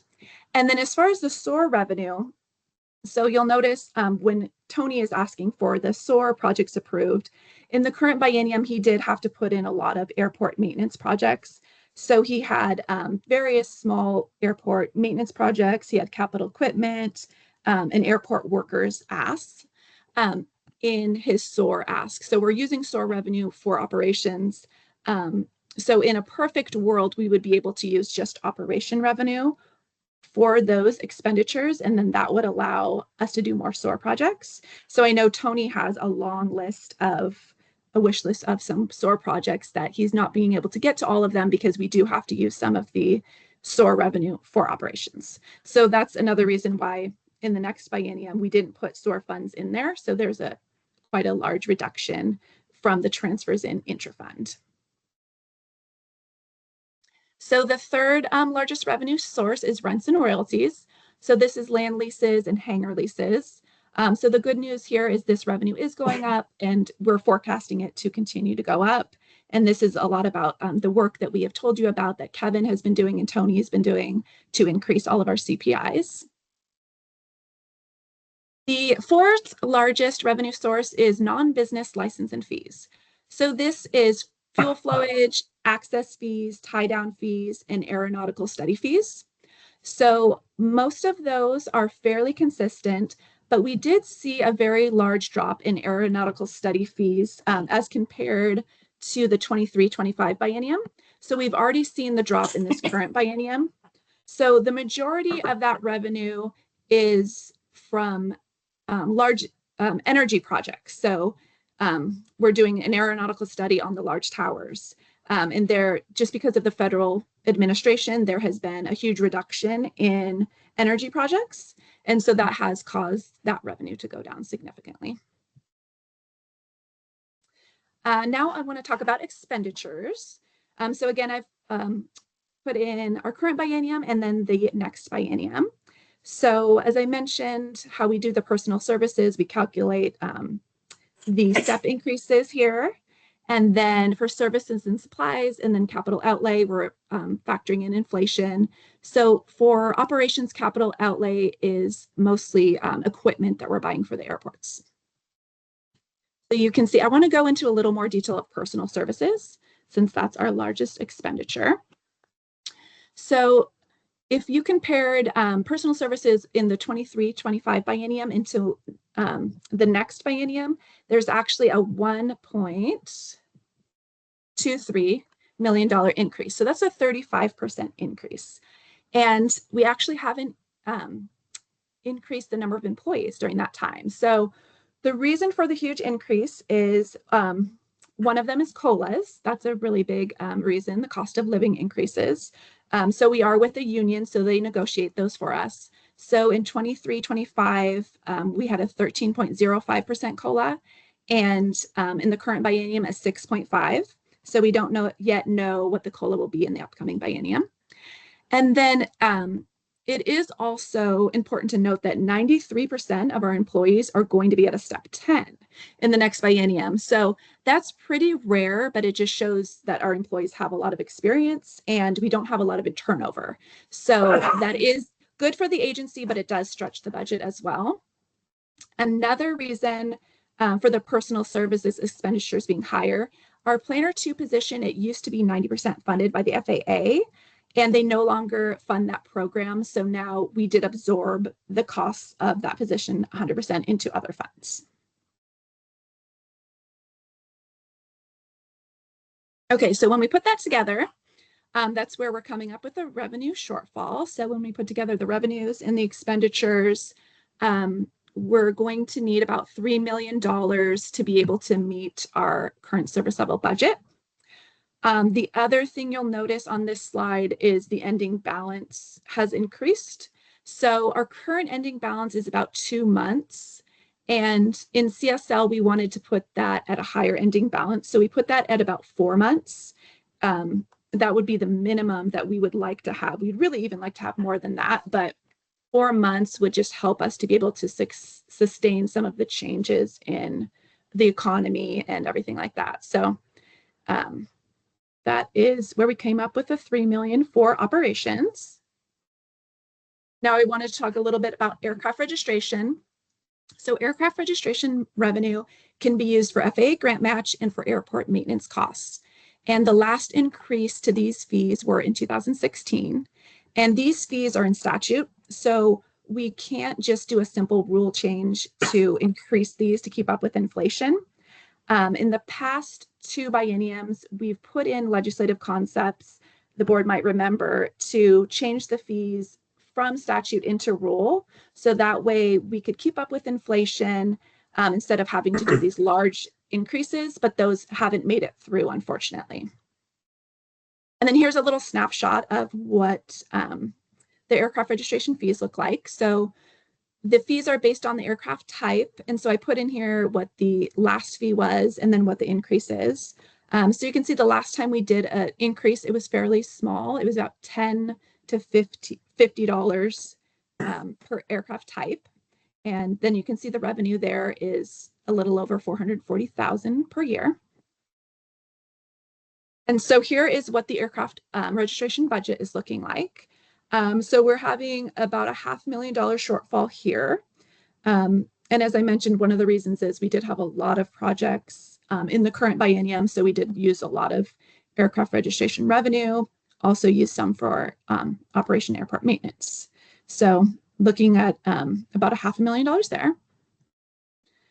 So the next steps, and Kenji did talk about this a little bit already, is putting together a revenue work group to come up with some ideas to raise the revenue. So those ideas will be put into legislative concepts, and they'll also become policy option packages. And then so those will get put into the budget. to hopefully be able to meet our current service level budget. The other thing I would note here is the governor's office and chief financial office during this budget cycle, they're not allowing agencies to put in legislative concepts to raise our revenue unless it is just to meet that base budget, that CSL. So for example, we couldn't put in a revenue increase to start a new program, to add employees and that kind of thing. But the legislative concepts that we will be proposing will be to meet that current service level. So that will meet the instructions from the governor's office. So in upcoming board meetings, we will be going into more detail about, legislative concepts and policy option packages once we get those ideas put together. And does the board have any questions? You guys need to find $3 billion in pirates' treasure. Still with. Kristen, great presentation. Oh, looks like Jim's got his hand up first. Sorry. Jim, go ahead. Kristen, thank you very much for the info. Just a real quick question on the FAA's stop the funding of our planner. Is that a temporary stop? Do we know, or kind of what caused? If we know what caused the FAA to make that decision, and the third part is there a chance that funding could come back? Yeah, that's a great question. So that planner position, it used to be partially in charge of the state capital improvement program. And so they used to work with airports throughout the state, and they helped coordinate that. And so the FAA funded that position because of that. But with changes in the administration, they no longer approve that program. So I don't think that that is something that's going to be funded anymore, unfortunately. But that is a position that we still need in the agency. It's a very crucial position for us. So that's why we absorbed it. An answer. Thank you very much. Mm-hmm. Yeah. Kristen, question. I think it was your slide 3 revenue about basically leases and all that. Just out of curiosity, and I'm thinking more towards the future discussions that are going to go on here about revenue generation. Do you know percentage-wise breakout how much revenues for leases and those things come from aviation and how much from non-aviation? Those are all from aviation. So it's 100%. So on state airports, there are no non-aeronautical leases. Kristen, if I can jump in real quick. Yeah. At Milano, we have, and at a handful of airports, we have ag leases. Right. That produce a small. But that's it. It is. Yeah. Okay. Yeah. We don't have any non-aeronautical, like industrial or that kind of. Some drain field stuff. Does that count? Very, very little amount. Yes. Okay. So it's a small, very, very small percent. Yeah. Okay. Thanks, Tony. So, Kristen, we were talking about the 4 months cash on hand. Mm-hmm. And I guess I would just say, we don't feel comfortable at my airport unless we have at least 12 months on hand and really more than that. And I don't know what you guys are at. Yeah, so it's quite a bit. Almost 2 years. Yeah, so I just wanted to put that in perspective for everybody because really 18 months is kind of the sweet spot. Yeah. So 4 months that's not very comfortable. Especially if, well, you guys aren't doing any bonds, but especially if you're floating any bonds, the rating agencies like to see at least 18 months. Yes. You should check out your local school district sometime that barely cover 3 weeks or hand at any given. Yeah, that's a good point, Catherine. I agree with you. I would much rather have it be a lot higher. The highest we've had it is probably about 6 months, and that was before COVID. And then during COVID, it got reduced quite a bit, but that did help us during COVID to sustain the reduction in revenue because we did have a really good ending balance. So I would love to see that higher. I agree. That should probably be part of the calculation of the conversations that are going to occur for revenue generation as well. Mm-hmm. How to rebuild that. Okay. Mm-hmm. Yep, definitely. I agree. And Jim, you have your hand up again?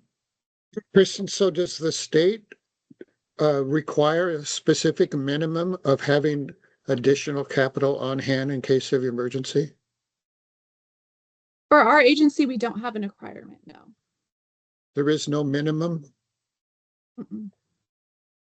No, we don't have a minimum requirement. So especially being an other fund agency, it's just our responsibility to just manage that ourselves. Thank you. And on a side note, from my experience of being on the board with OHA, if your ending fund gets just a tad too big, the legislators will come and take it. Clean it up. Yes. Right, any other questions for Kristen? All right, thank you so much. Appreciate that. Alexis, you tell me. I was given the hand signals that lunch has arrived. Okay, very good. So we will adjourn for lunch. I think we'll come back at 12:35. That sound okay? 12:35. Okay, All right, very good. 12:35.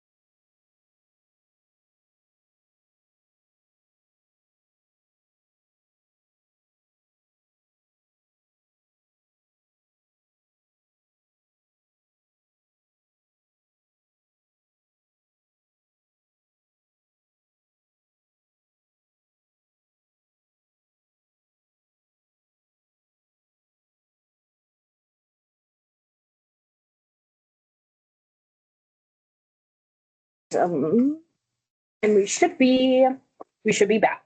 Okay, very good. So everybody had a little nice lunch break.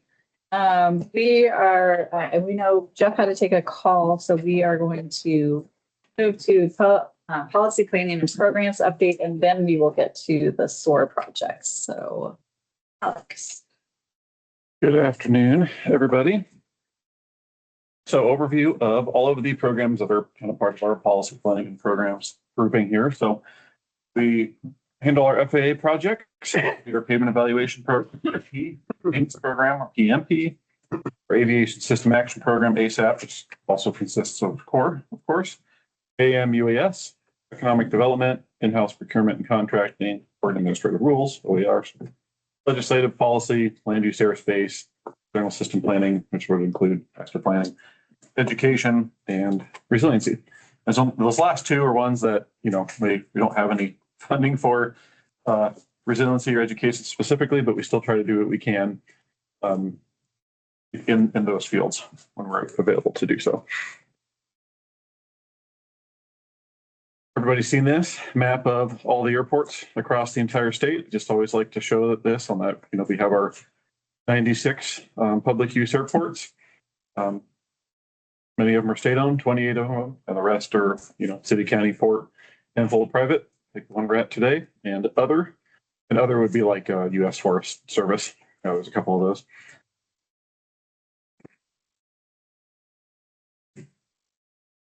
We've seen this previously, so I won't spend a lot of time on it.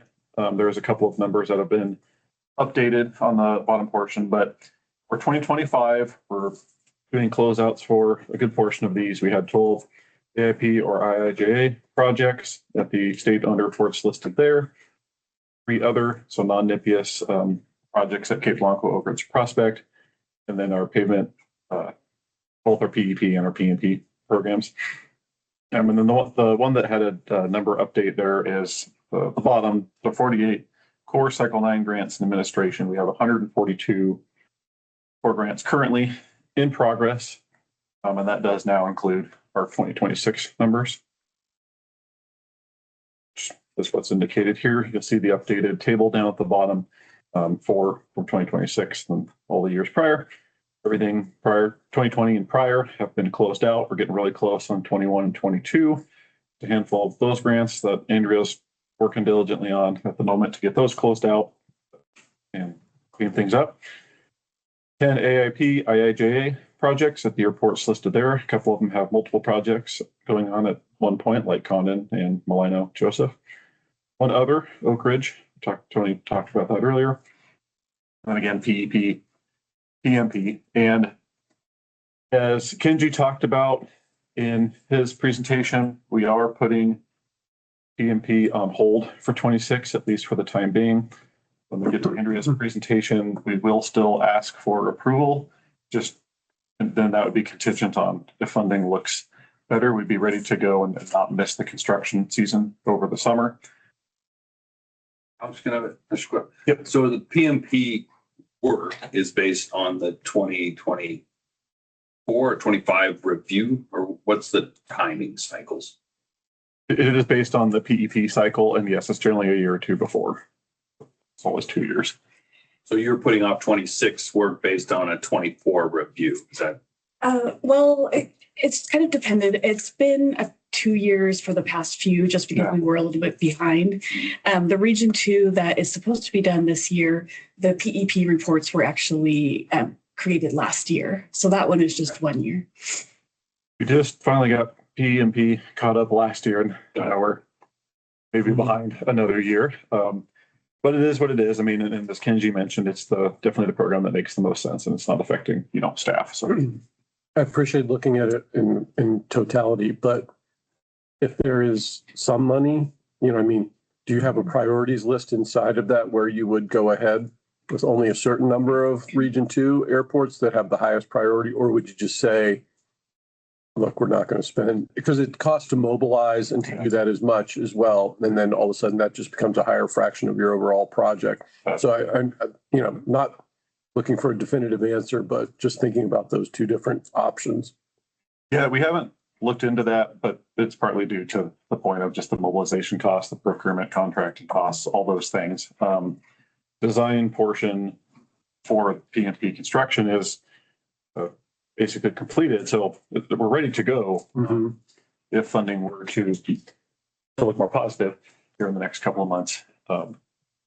We haven't really looked at it to see if there's a handful of airports that we could prioritize that may be a possibility. But we're just kind of playing it safe at the moment until we get a better idea in hopefully May of what things are forecasted. Yeah, I was just thinking that means then if you're just trying to catch up in a future year, say if you could do half of them, then you could roll the other half into the next year and just make it bigger. Yeah. Or spread that over 2 years. Yeah. Yeah, and that may be how we need to do it next cycle, assuming funding looks good to go. And on PMP, actually, I think I added it later. I'll make sure to talk about it before the end. So PEP, this is what's ongoing in 2026. So PEP is currently happening at these airports. Listed here, Region 3. And PMP Region 2 is on hold. So you can see the list of the airports that would include. And sorry, Alex, is PEP being done under contract? Is that also Century West as well, or GRI? GRI is doing? Okay. Yeah. GRI does basically everything PEP, and then Century West is right. Okay. The actual construction, design and construction portion.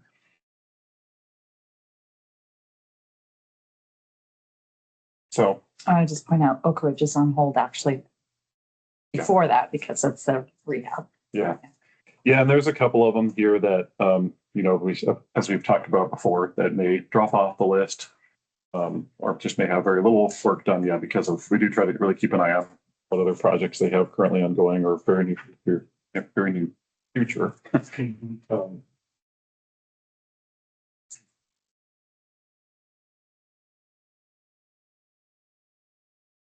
Okay, we didn't put it on here. So one other thing I wanted to talk about a little bit while we're on PMP is we had via a core grant, airport sponsor matches covered for 25 and 26.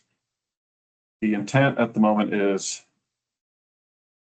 starting in 2027, again, assuming everything moves forward as normal, we would likely have to start basically having the airports pay their match of that ODAP has been paying since 2020 or so on all the PNP projects.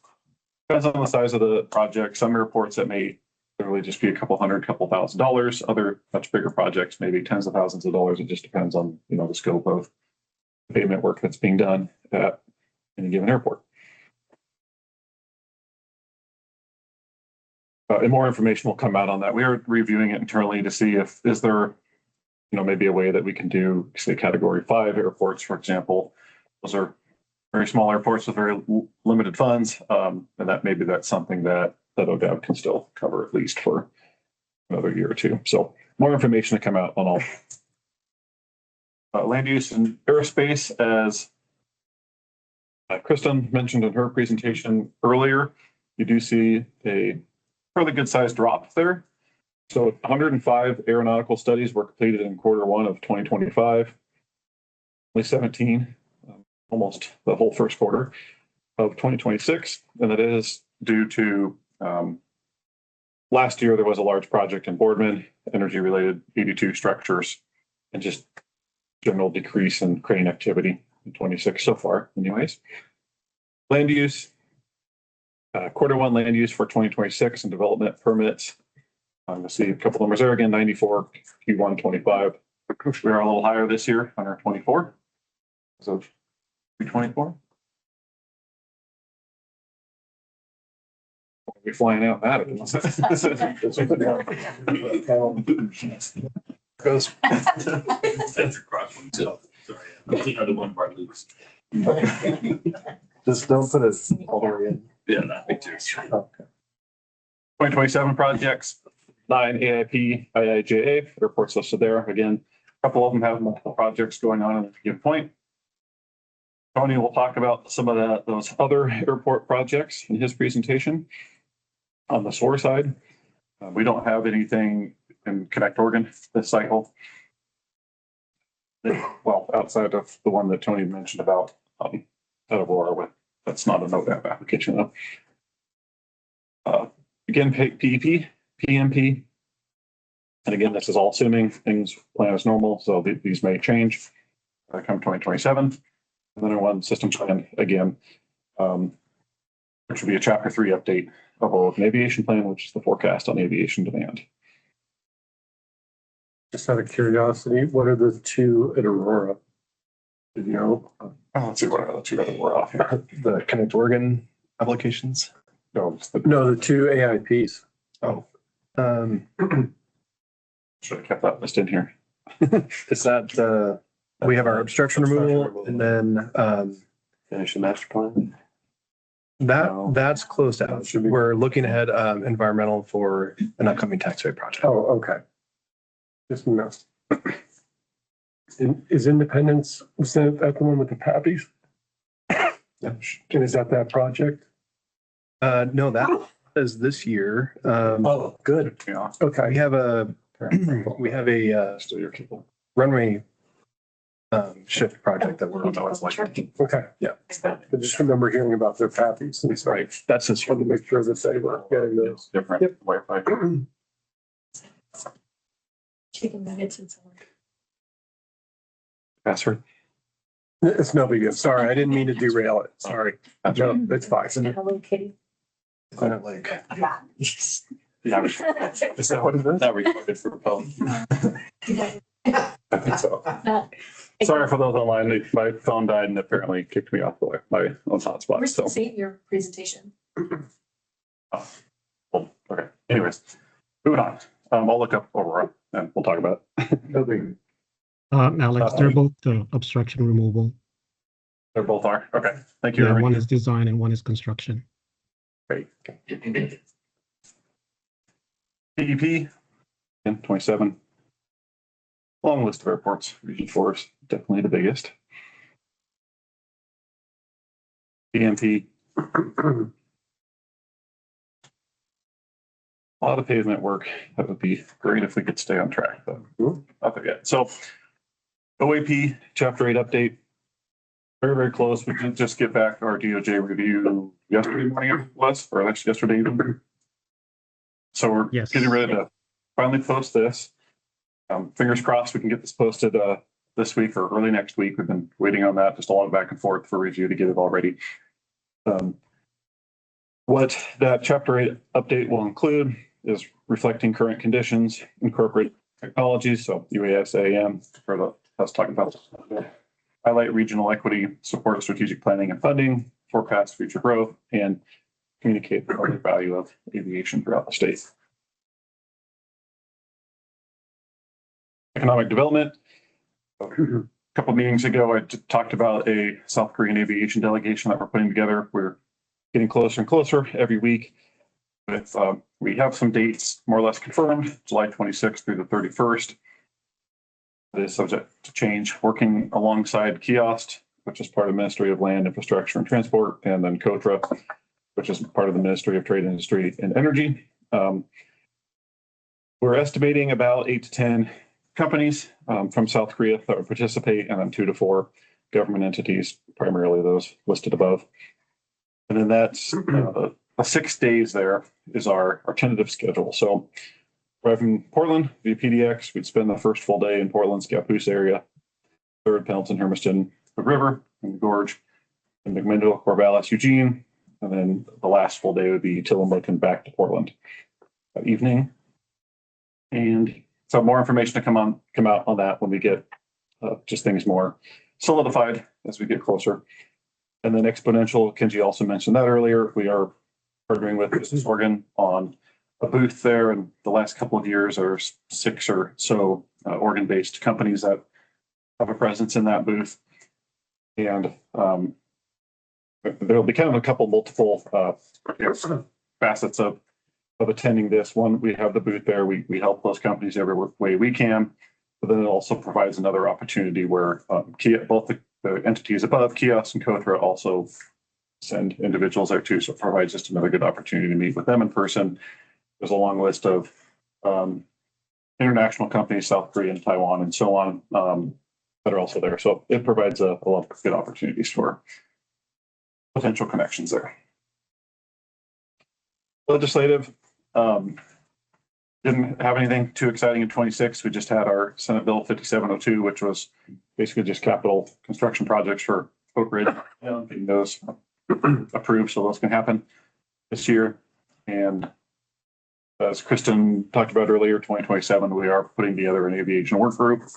We did just hear back from one of the legislative members a day or two ago, and we should have that scheduled in the next couple of weeks. That's it. Any questions?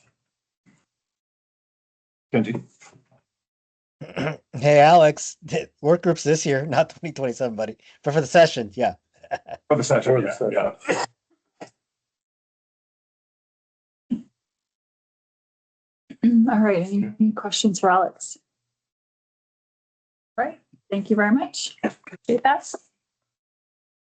Okay, and we will move to approval of SOAR projects, and that is the time as well. Right. Share my screen. There, okay. Did you do that 45 minutes? You know, I think we can make it. I think we can get through this. There is a lot to share. I've got quite a lot of projects and ask and information here, but. Tony, can you give me just one sec? Oh, sorry. Alexis, did you want me to do procurement next? Since we don't have Jeff. Since we don't have Jeff. That would be ideal. Jeff said he would be back in about 5 or so minutes. Okay. All right, so sorry, Tony. Nope. On hold for just another few minutes, and we'll actually go to procurement and contract updates with Ernie. All right, let me share my screen here. Can everybody hear me? Yes. All right, so it's been a while since we did an update for procurement and contracts. So yeah, we're in the middle of contracting right now. So it'll be a quick update to kind of supplement what Alex and Tony has covered. So just quick review of all the contracting we're doing this year, procurements. So we do have 11 projects that are FAA funded. And so there's combination here. So planning and environmental, we do have 4 of those, but 3 of those are just contracting this year, and then FAA funding application for next year. But majority of them are going through IFEs and then getting concurrence from FAA.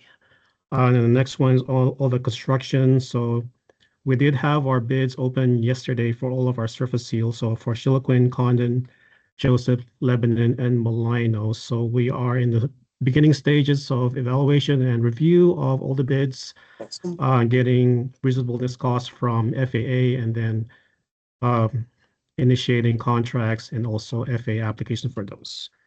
For Malino, we do have the water line that is anticipated to post sometime next week.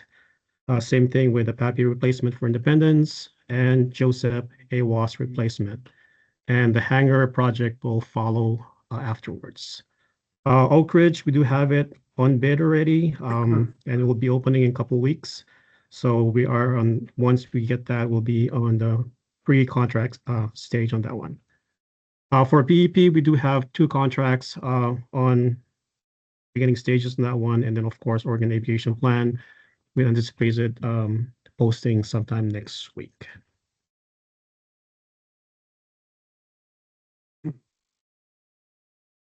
Just quick numbers.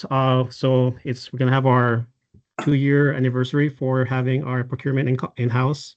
So this year we're tracking about 32 contracts, engineering contracts. Majority of those, so about 1/3 of those are on closeout in the next 6 months, and then another third will be closing out at the end of the year. A lot of those engineering contracts will be left over are for the constructions that we will have happening sometime this summer. Same thing with our public improvement contracts. Majority of those, I would say 10, will be in closeout in the next 3 months. And then a couple of those, 3 of them will be just contracts that we are having prospect, and a couple more that will continue throughout the rest of the year. Kind of fitting back on the projects we had in the previous page. So the contracts in preparation phase we got those 5 surface seals. So yeah, with the bids open, we are able to contract those, anticipating contracting in next 2 weeks.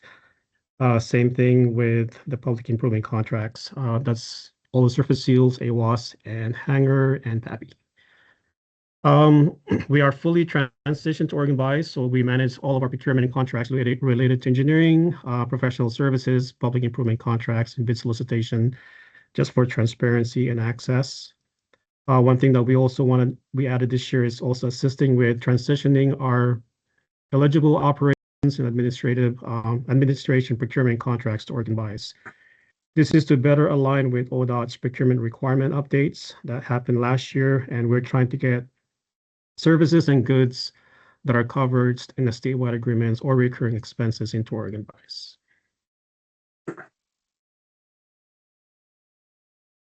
So far, the benefits of having the in-house procurement and contract is better alignment with our agency strategic plan, so better transparency. We are able to pick and choose what best practices between DAS and ODOT that we can apply to our contracting processes, workflow efficiency, so easier communication, flexibility, be able to communicate between our consultants and or our contractors, and being able to execute contracts much faster, getting our amendments and our change orders executed faster. Also better understanding of trends in the market, and then also able to expand on our pool of vendors that we can advertise to for our projects.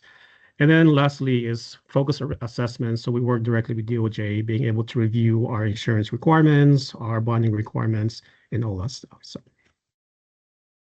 and that's it. Any questions?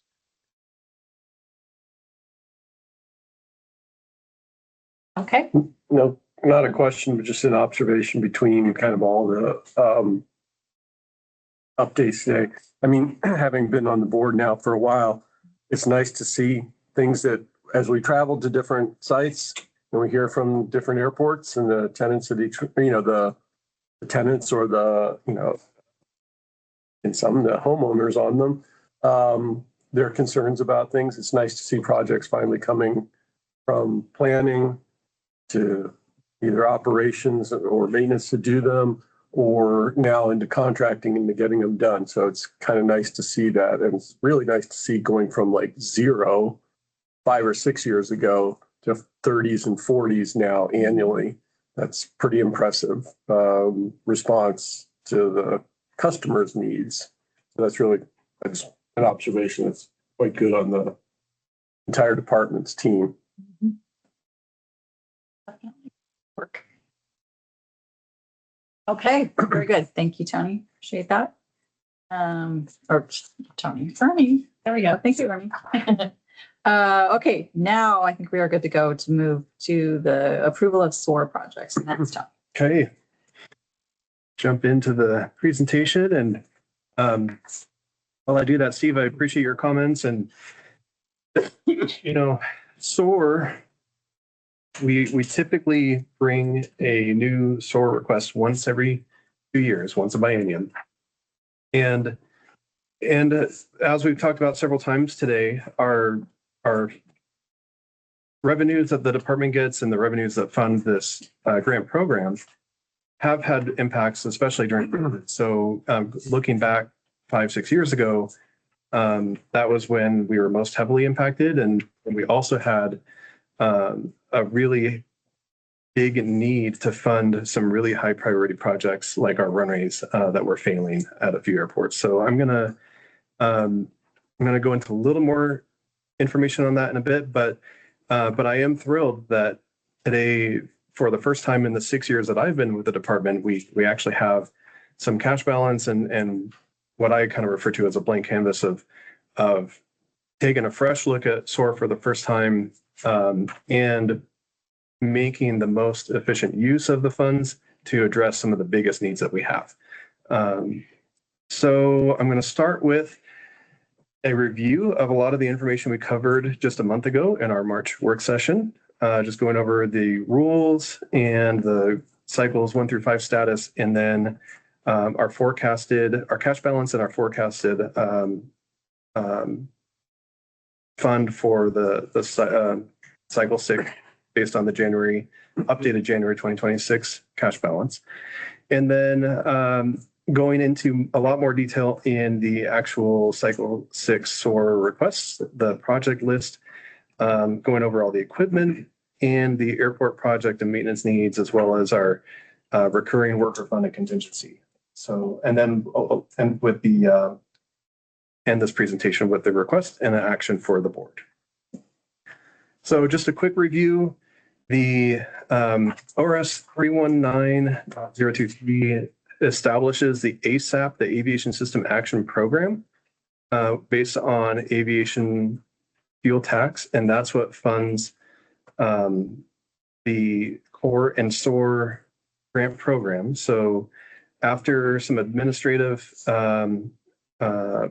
fees, and then after the 75% for core, the remaining 25% is set aside for the state-owned airports reserve program, which distributes, again, that remaining 25% for safety improvements, including maintenance and infrastructure projects at state-owned airports. So based on those two criteria, the department provides a list of proposed projects as approved by the director, and it needs to meet at least one of the purposes described in that previous rule. And so we provide that project list. The board shall approve or reject projects listed in the SOAR project list in a public meeting, and the board may increase or decrease dollar amounts allocated to projects that it approves from the SOAR project list. So stop me at any point if you all have any questions. I'm going to run through, got a lot of slides here on the projects themselves, and I'm just going to carry on. Again, covered this last month in the March work session. This is updated based on the most current numbers. And I think the main thing that changed here was we had made a reimbursement or a payment on the Prospect runway project from cycle 2. And then there was a remainder from the airport worker and contingency that was not included in the previous update. So this is the latest based on the most current numbers, where we are working to close out or complete all of the remaining cycle 2, 3, 4, and 5 projects, with the exception of the highlighted 2 from cycle 3, which we're going to carry over for reasons we discussed last month, but primarily because we are looking at maximizing economies of scale by doing a system-wide, a statewide planning and LP update, and not just at 2 airports.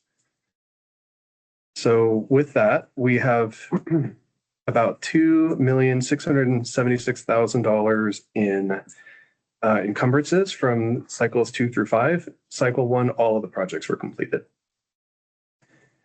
Every biennium, we have an average of $1.8 million. This is just an approximate number that we've put in here that we are forecasting for the next 2 years. But as we've mentioned with the current events that that number could be impacted. So we ask for the projects to be approved. And just like during COVID, if funding is not available, then we carry those projects forward and they're completed as funding is available. With the approximate $1.8 million in forecasted revenues after the $2.6 million in previous cycle encumbrances, that leaves us funding over the next 2 years of almost $2.3 million.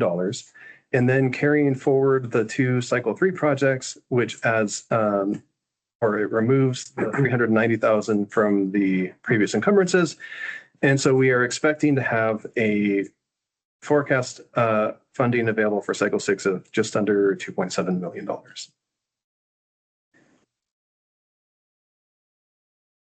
So this is the project list. This is the entire SOAR cycle 6 request. So there's $547,600 in capital equipment. And that's not including $100,000 that was approved in cycle 3 for capital equipment that has not been spent yet.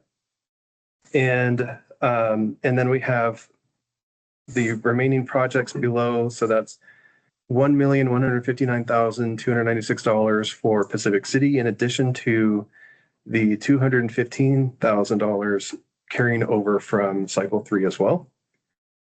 And then we have the $100,000 in, well, actually, I'm going to go into each of these in a lot more detail on their own, but this is the entirety of the SOAR Cycle 6 request. First on equipment. So we have a big ask, and this is primarily due to the equipment age and lack of replacing equipment over years or even decades. Some of the equipment we have are over 20 years old. And we are prioritizing equipment because without it, we can't get out to all 28 state airports and do the important jobs that our staff are doing. It also offers the biggest bang for the buck. It benefits all 28 state airports. We are experiencing breakdowns and failures. We've had a wheel fall off of one of our trailers coming over the Cascade Mountain Range. And that has set back staff quite a bit. It was 2 days just to stage the equipment where we could and then come back and recover. So a lot of downtime, a lot of cost.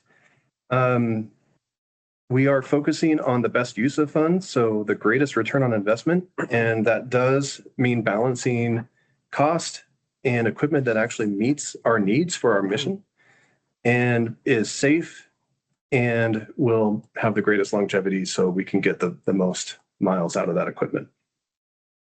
We will seek savings through procurement process using state contract, or if there's used and surplus equipment that we can use. So any savings will remain in the SOAR fund for future cycles. Our obstruction removal equipment is a great example of that. We had about $70,000 that we were under on that project, and we've acquired the equipment. That money just wraps right back into future cycles. So anywhere that we have that, it just goes right back into future projects. And we do still have, while it's a big ask, we still have insufficient funding in the cycle for all of our equipment needs. In just the March work session, we were anticipating a second Z-turn mower, and we also have a second flail mower, which is quite expensive. We don't have enough money to replace those. We're prioritizing our oldest and worst equipment. We also were hoping to get a forklift, but it was a little bit lower priority, so that forklift is going to have to wait. Going into more detail on what all of the equipment is, and I'm going to go through each of these as well. We're looking at, again, the $547,000 or $547,600 for a medium duty service truck replacement, trailers, plow attachments, fleet upfit, mowing equipment, and some new equipment. So starting with the medium duty service truck, we had recently acquired the Ford F-650 about 3 years ago, and that's the one in the center photo. So that's our newest truck. The Chevy on the left image is a 2004 model. And this was a hand-me-down from another department that we acquired, I think in 2006.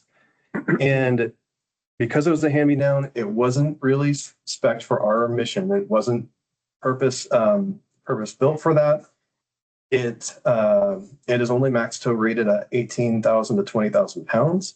We need 30,000 minimum. So we are exceeding the vehicle's tire weight ratios. And because it is really underpowered, it's really limited to just valley use where it doesn't have to go over the Cascade or coastal mountains. So, but it's also more than 20 years old, and it is tired. It's had its share of mishaps and other repairs, as you can see in the right two images. So we are definitely looking to replace that truck with something similar to our Ford F-650. For trailers, we have two medium duty 30,000 pound rated trailers. These again are 20 years old and nearing end of life. We are estimating about $30,000 each for these. And then we have a tilt deck trailer, which is also nearing its end of life. You can see, not in PowerPoint, so I can't zoom, but that's the second image on the left. And we're hoping to replace our open trailer with another cargo trailer because we have had equipment go missing as we, have to park in hotel parking lots or other places. So that far left image, that shows where the wheel came off. And the trailers are also showing chassis and frame fatigue, sagging springs, and are just in need of replacement. For the plow attachments, so we have currently 2 of these Boss plow blades in the bottom right picture that are 7.5 feet wide. So these are, parking lot plows. And we have one other V plow that I think is 1 or 2 feet wider, but we're looking at least 10-foot plows for our medium duty service trucks and 1 12-foot plow attachment that is going to go on the tractor for Joseph.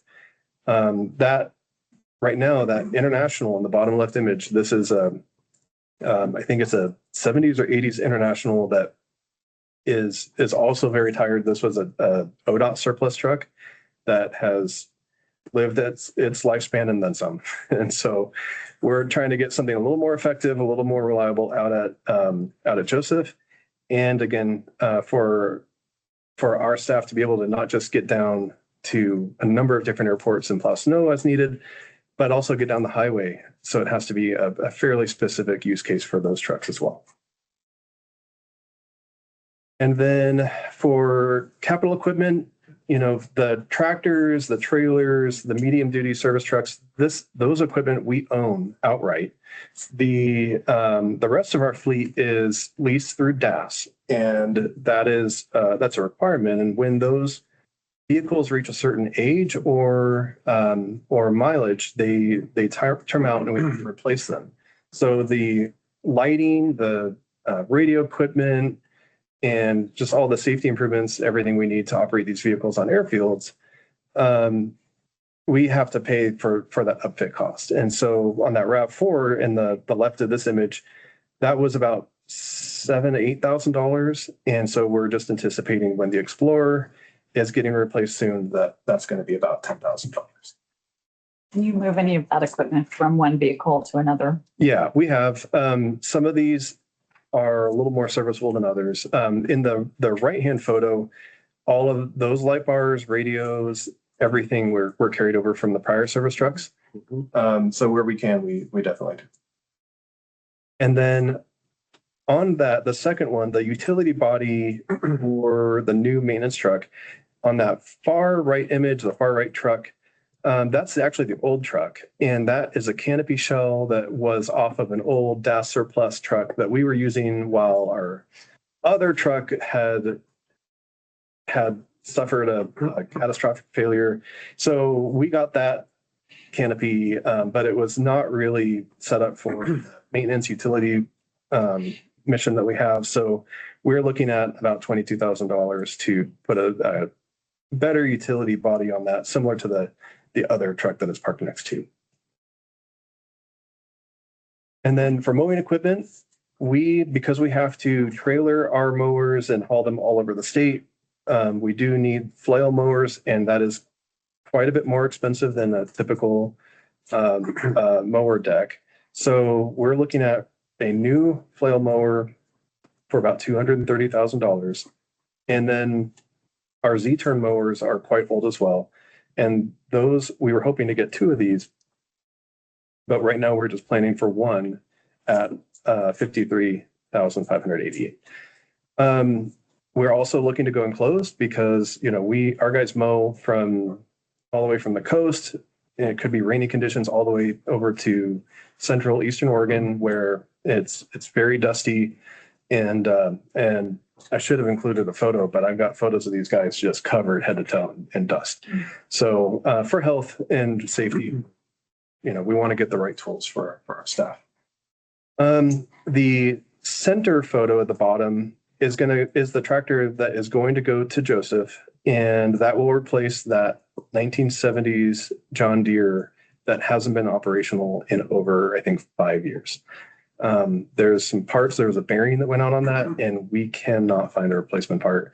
So we don't have a mower out there. We're relying on rental to be able to mow out at Joseph. And that's also the same tractor that we're going to put that 12-foot plow blade on. And then just new equipment. Again, this is that spray system that Marlon here fabricated in-house. So trying to do things as cost effective as possible, acquiring the parts, putting things together with the skills and resources that we have in-house. And it turned out great. He's got this thing on remote control. It's amazing. So really great resource or great tool for staff to go out and maintain all our airports.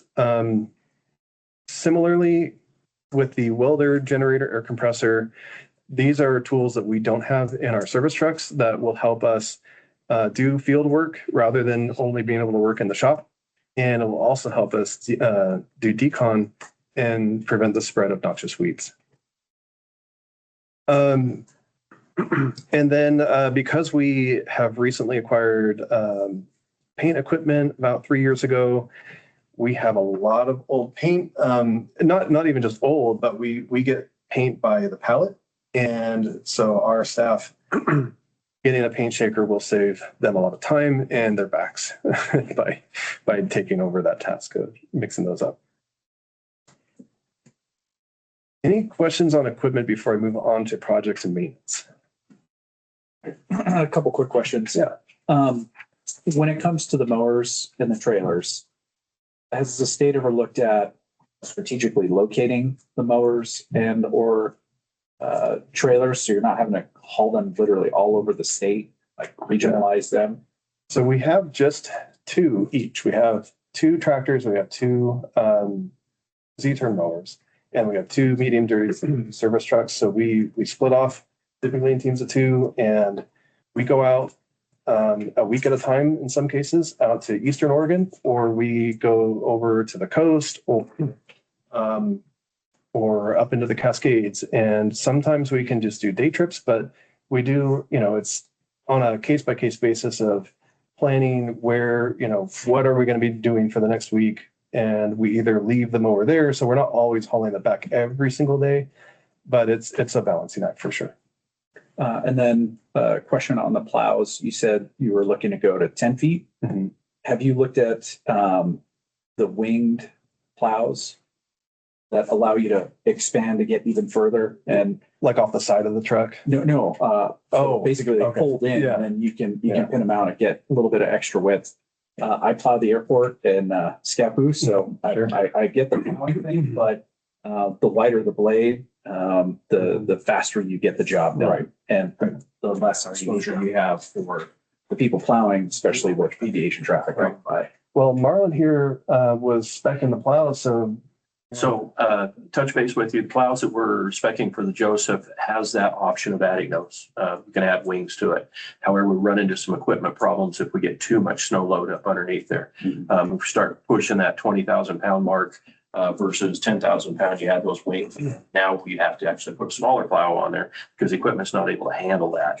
Okay, so you get into the trucks, specifically the trucks sometimes need to have reinforced frames. You start getting into the heavy chassis. So we're at that trade-off point. Yes, there are potential modifications to the plows that we could put wings on. Yes. Thank you. That's all the questions I had. Good. Thanks. Okay. So on airport projects and maintenance, we do have a significant amount of deferred needs. We have a backlog of small projects and maintenance issues, primarily due to the funding impacts during COVID, which we've covered. And then again, prioritizing replacing failing run rates like Cape Blanco, Prospect, and Oak Ridge. So again, I'm thrilled that this is, I think, the first time that we're able to come in and actually start chipping away at some of that improvement. And this, so for cycle 6, this is us gap funding work already in progress from prior cycles, such as the city project. And the really is a prioritization or culmination of 6 years of listening to the needs of state airport users. So that's a big chunk of where these projects have come from. And of course, we're always trying to focus on safety improvements and providing a maximum system-wide benefit for all of our state airports. So we still have as much as we're able to do, we still have insufficient funding in this cycle for all of the project and maintenance needs. And I talked a little bit about this in the March meeting, but doing a statewide state airport appraisal, doing an all-state airport planning and ALP update, and all-state airport signage update and replacement. We have some other needs, such as an internal fence at the Aurora State Airport. The folks over at Joseph are very patiently waiting for fuel storage replacement, and we have other fuel storage new installations that we would like to look at.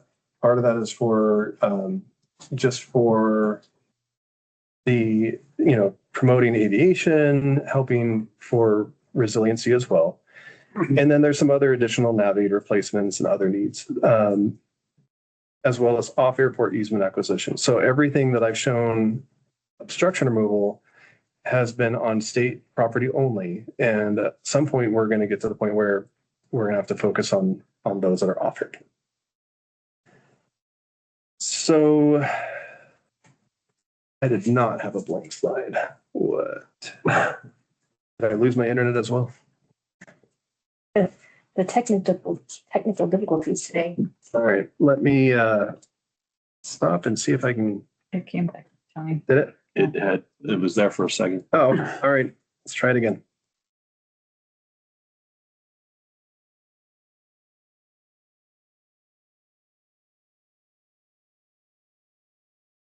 Okay.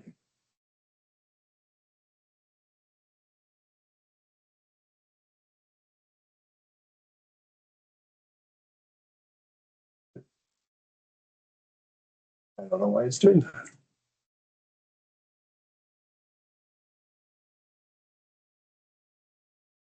Okay, let's do it not in full screen here. There we go. That's working. Okay.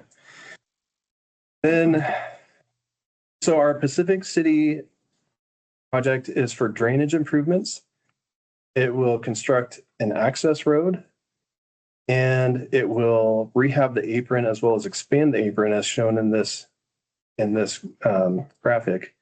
This was recently put together by Precision Approach Engineering, and they have cost estimated this project in this last month for us. So these are current numbers, and this is all work that was included in our recent floodplain development application that was approved by Tillamook County. And that has a very strict timeframe of when that project can, or when it needs to start construction and be completed.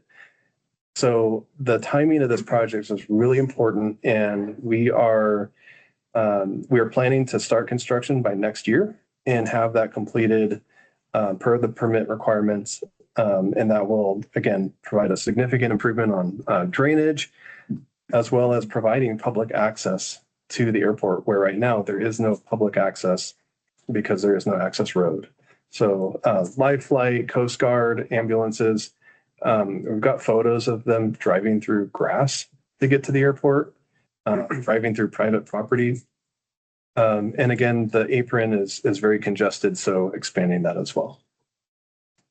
How long do you take that will, how long do you think it will take? So we don't have, we haven't even designed the project, so we don't have those details yet. Is the environmental completely done? So environmental permitting is still, will be done through, but it's not a NIPIAS airport as well. Right. And then we have a similar drainage study. So this part for Pacific City is already done, where we studied the conditions and to inform what drainage improvements are needed. That is still needed at Independence. And this airport suffers from flooding, very heavy rains, and the water comes right up to, including inside hangars. So I hear from a lot of tenants at Independence that they really would like the state to improve drainage out there. And this is that first step. This will be a multi-year, multi-phase process to go through the study and then again, design and construct.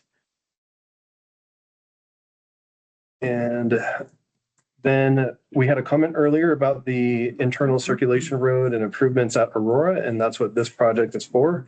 This, you can just barely tell, maybe the cursor helps show it here, but this is where the purple gate is located, right at the corner of these two buildings. And from our current 2012 master plan, this blue line is shown as a vehicle road. And it's just really tight to make that corner and come through and when there's a gate. So we're planning to relocate that gate within about 100 feet to the east. And when the private improvements are done to construct that vehicle road south of that location, then it could tie in seamlessly and not be subject to going through multiple gates. Also, strangely, the gate was put in way too close to the hangar, and we've been getting complaints that the gate has been causing damage to the hangar. I suspect that tree in that corner, the roots have pushed it closer, so it might have been okay at one point, but the gate was put in second, and it's our gate, so we're looking to just do some repairs to the hangar. In the long term on that, when the ICR is there, the TLM property on the bottom right will have to maintain the fence going down the line, right? Right. And then we have a couple beacons that we need to replace. We have two very old beacons. Parts are becoming very difficult or are now impossible to find. And they're not working reliably. So Siletz Bay and Independence, this is the beacon unit only. We're going to reuse the existing tower for both of those. How old are those towers? Probably more than, I'm guessing, but more than 20, 30 years old. I really just need to go do a good safety check on that. Yeah, make sure the fall protection is for code, because they'll hit you on that if you start making the changes. Okay.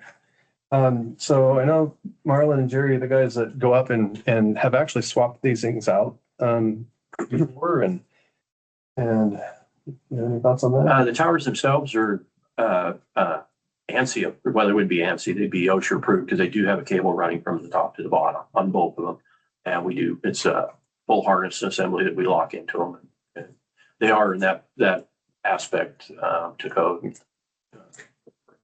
Yeah, ours was just the platform height issue to the rail and that kind of stuff. So, Yeah. okay. Yes. Make sure you don't run into any complications when you. Yeah. Ours was basic stuff like welds that were going bad. Right. So, when we moved our beacon, it's actually now on a pole that folds down, so maintenance can be done and just back up is pretty affordable, actually. Yeah, we have one of those cottage grove. Yeah. And when more funding is available in a future cycle, we can definitely look at full replacement. Right now, we're really just trying to keep the beacons operational for sure. Similar, we have some windsock poles that staff have said are just flat out dangerous. The one on the left at Siletz Bay, that one is particularly dangerous. And then the one on the right at Toledo doesn't have a cage, and it just doesn't catch the wind. It continually gets wrapped around at some point. So both are at end of life. Both, as you can tell, are very, very rusted. And so we are looking at new lighted and solar lighted windsocks for those airports. 7,000, huh? That's spendy. So, yeah, the full. I've never bought one, so I don't know, but yeah, that seems a Says lot. aviation on it times 2. Yeah, that is true. I think that's actually a pretty good price for it. Right. And then we have, these are state-owned hangars, and most of our tenants own the actual hangars. We land lease with them, but these hangars we own outright and then rent the buildings themselves to tenants at Lebanon and Milano. And both are in need of roof replacements. Both the master plans do not show the hangars as being removed in these locations, and we either need to do some maintenance and repair the roof, or unfortunately, we would at some point need to remove the tenant. On the right, that is at Milano, and this building, this is where the mechanic operates out of, and it's a shared use where a portion of the building is for our use, that's where the electrical, the regulators are, and some other equipment for the fuel system. And then we have a couple small projects. So $3,000 for the specialized tree removal. This is as much as, we're doing in-house and as great as staff are. This one is just a little bit too close to the hangar, a little bit too dangerous. We don't want to risk causing any damage. And so we have a quote for a specialist to come in and get that thing down. And then we have two other buildings at the Malino State Airport, and they're both also in need of maintenance, but the master plan shows for them to be removed. And they're also, the maintenance issues are so bad that we've stopped leasing out tenants in that quad building on the bottom right. And the clubhouse on the one left, we've had our tenants essentially walk away from those buildings. We had the OPA leasing part of that building. We had the FBO leasing part of that building, and they're no longer interested. It needs significant repairs. It leaks a ton. And again, they're not worth the investment because the master plan shows them needing to be removed. And as you can see, sort of in this photo right down here, the clubhouse is within the taxiway object-free area. So unfortunately, as special as these buildings are, and as much as people would like to use them, we are showing them to be planning to be removed. And You have then no one in those right now. Is that correct? I think we have one tenant in this quad building that has accepted the risk in the short term, but as you can see in this photo, that wall is buckling. So we want to address the safety issue and just get these things removed. Yeah. And then just some ongoing tower maintenance, and that includes $27,000 for shade replacements, new controller chairs that have, a shelf life on their ratings, and then security, access control, and other minimum equipment list just costs. So we have to, because we own the tower, we have to maintain that minimum equipment list. So these things we're responsible for, and just kind of a recurring theme here, but between these projects, some of our new small equipment, paint shaker, that specialized tree removal, if it looks like we're kind of in a budgeting exercise here, Kristen mentioned this earlier, the nature of the slim margins in our operating revenues are sort of forcing us into this position. So not where we want to be, but that is definitely having us look at the most cost-effective use of these funds. And then at Nehalem, we are working out a new agreement with State Parks that owns the land for us to operate the airport. They really would like us to relocate the vehicle gate away from the end of the cul-de-sac and over to the intersection, just to keep vehicles from finding a kind of a quiet, secluded place to hang out.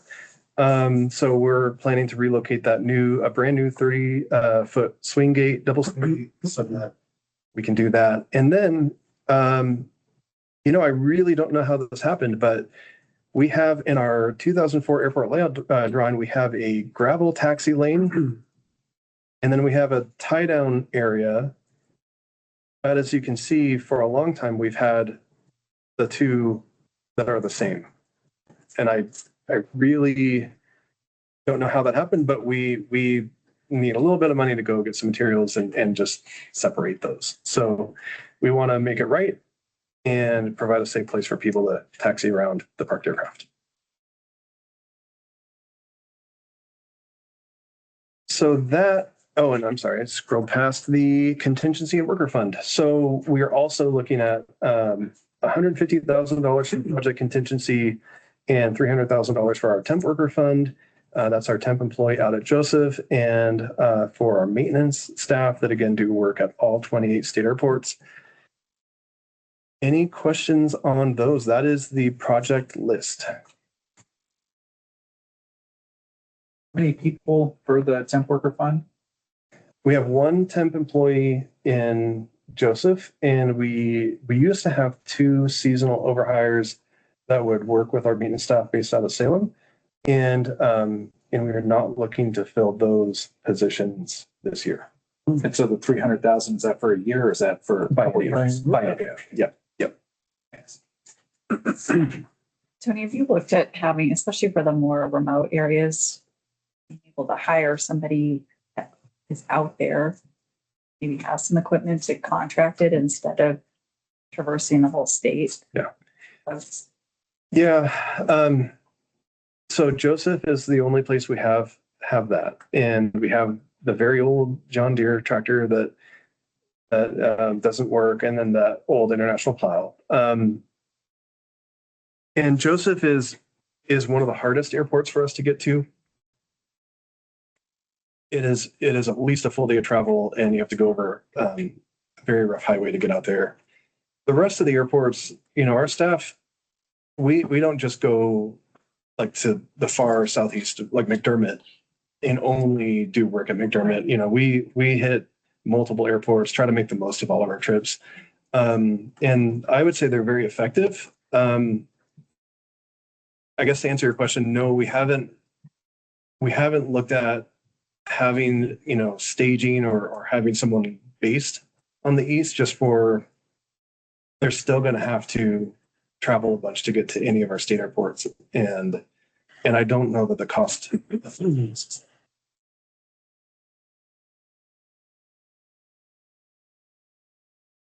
Questions? So then I'll move on, but stop me if there are any other questions. So from the previous slide, we had forecasted $2,658,000 available for Cycle 6. The total of all of our Cycle 6 requests is $2,548,000. So about $90,000 difference. And again, it's contingent available of funds. So if the funding is not there, we will carry that project forward, get the work done. And we'll just have to prioritize. It may take a little bit longer. You have that prioritization done already? No, the short answer is no, but the equipment, the stuff that's going to have the biggest impact for state airports, safety. Obviously I mentioned the timing for the Pacific City State Airport is important. And then we'll just have to prioritize from there. Is there training costs on any of this stuff? Training costs? Learning how to use any of the new stuff, or is it pretty straightforward? No, we have a Marlin. He can do anything. I need him on buried treasure. Huh? Yeah, I know it. Well, I got it. Yeah. Okay. So if there are no other questions, ODAV requests the State Aviation Board approve SOAR funding for the Cycle 6 equipment, projects, maintenance, worker fund, and contingency as presented. So moved. All right, I have a motion. I'll second. Jeff, a second from Bill. Okay. Is there any further discussion?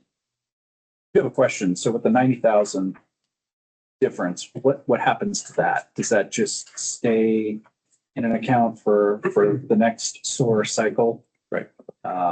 What happens if, as a result of tariffs or other things, the costs go up? Does that mean you come back and say, hey, we need an extra 50,000?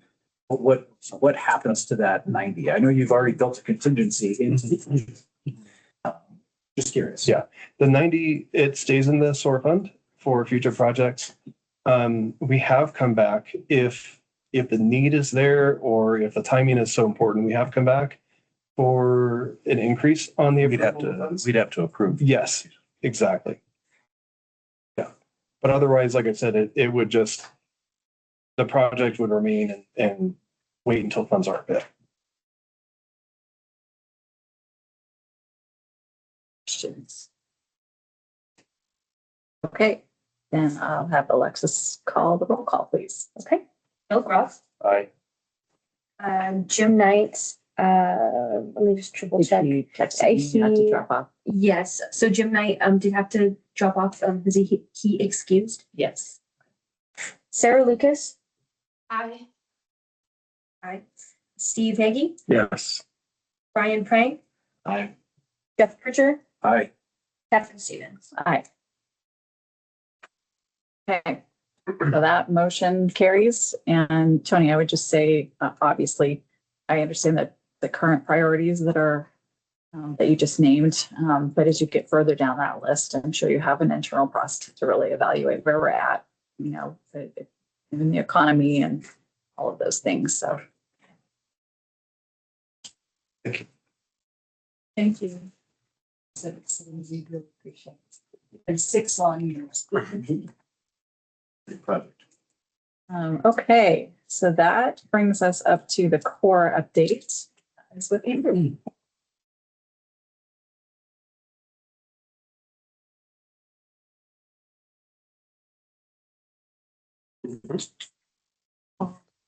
You Chair Stevens and Aviation Board.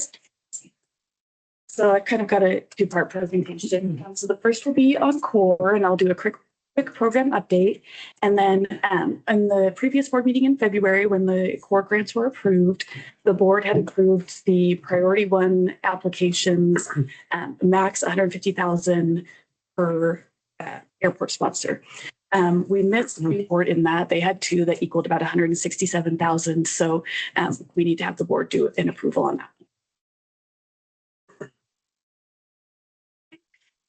Since we did have just our new core approvals in the February meeting, what's next for core this year is we are working on scheduling inspections for closed in process and closed core projects. As Alex had mentioned, I am working on getting the 2021 and 22 grants closed so we can get those cycles closed out this year. And the cycle 7, the majority of those should be getting close to closing out this year as well, and then closed out next year. So we are getting those old cycles closed out. And of course, that is in preparation for our 11th grant cycle, which will be starting this fall. And then, as always, we're continuing to work on improvements to our grant program processes and software. And then you can just see that we currently have 139 grants in process, and about 8.9 million is encumbered for that.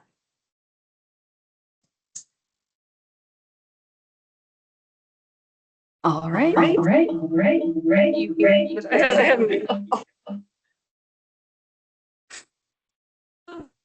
where is it?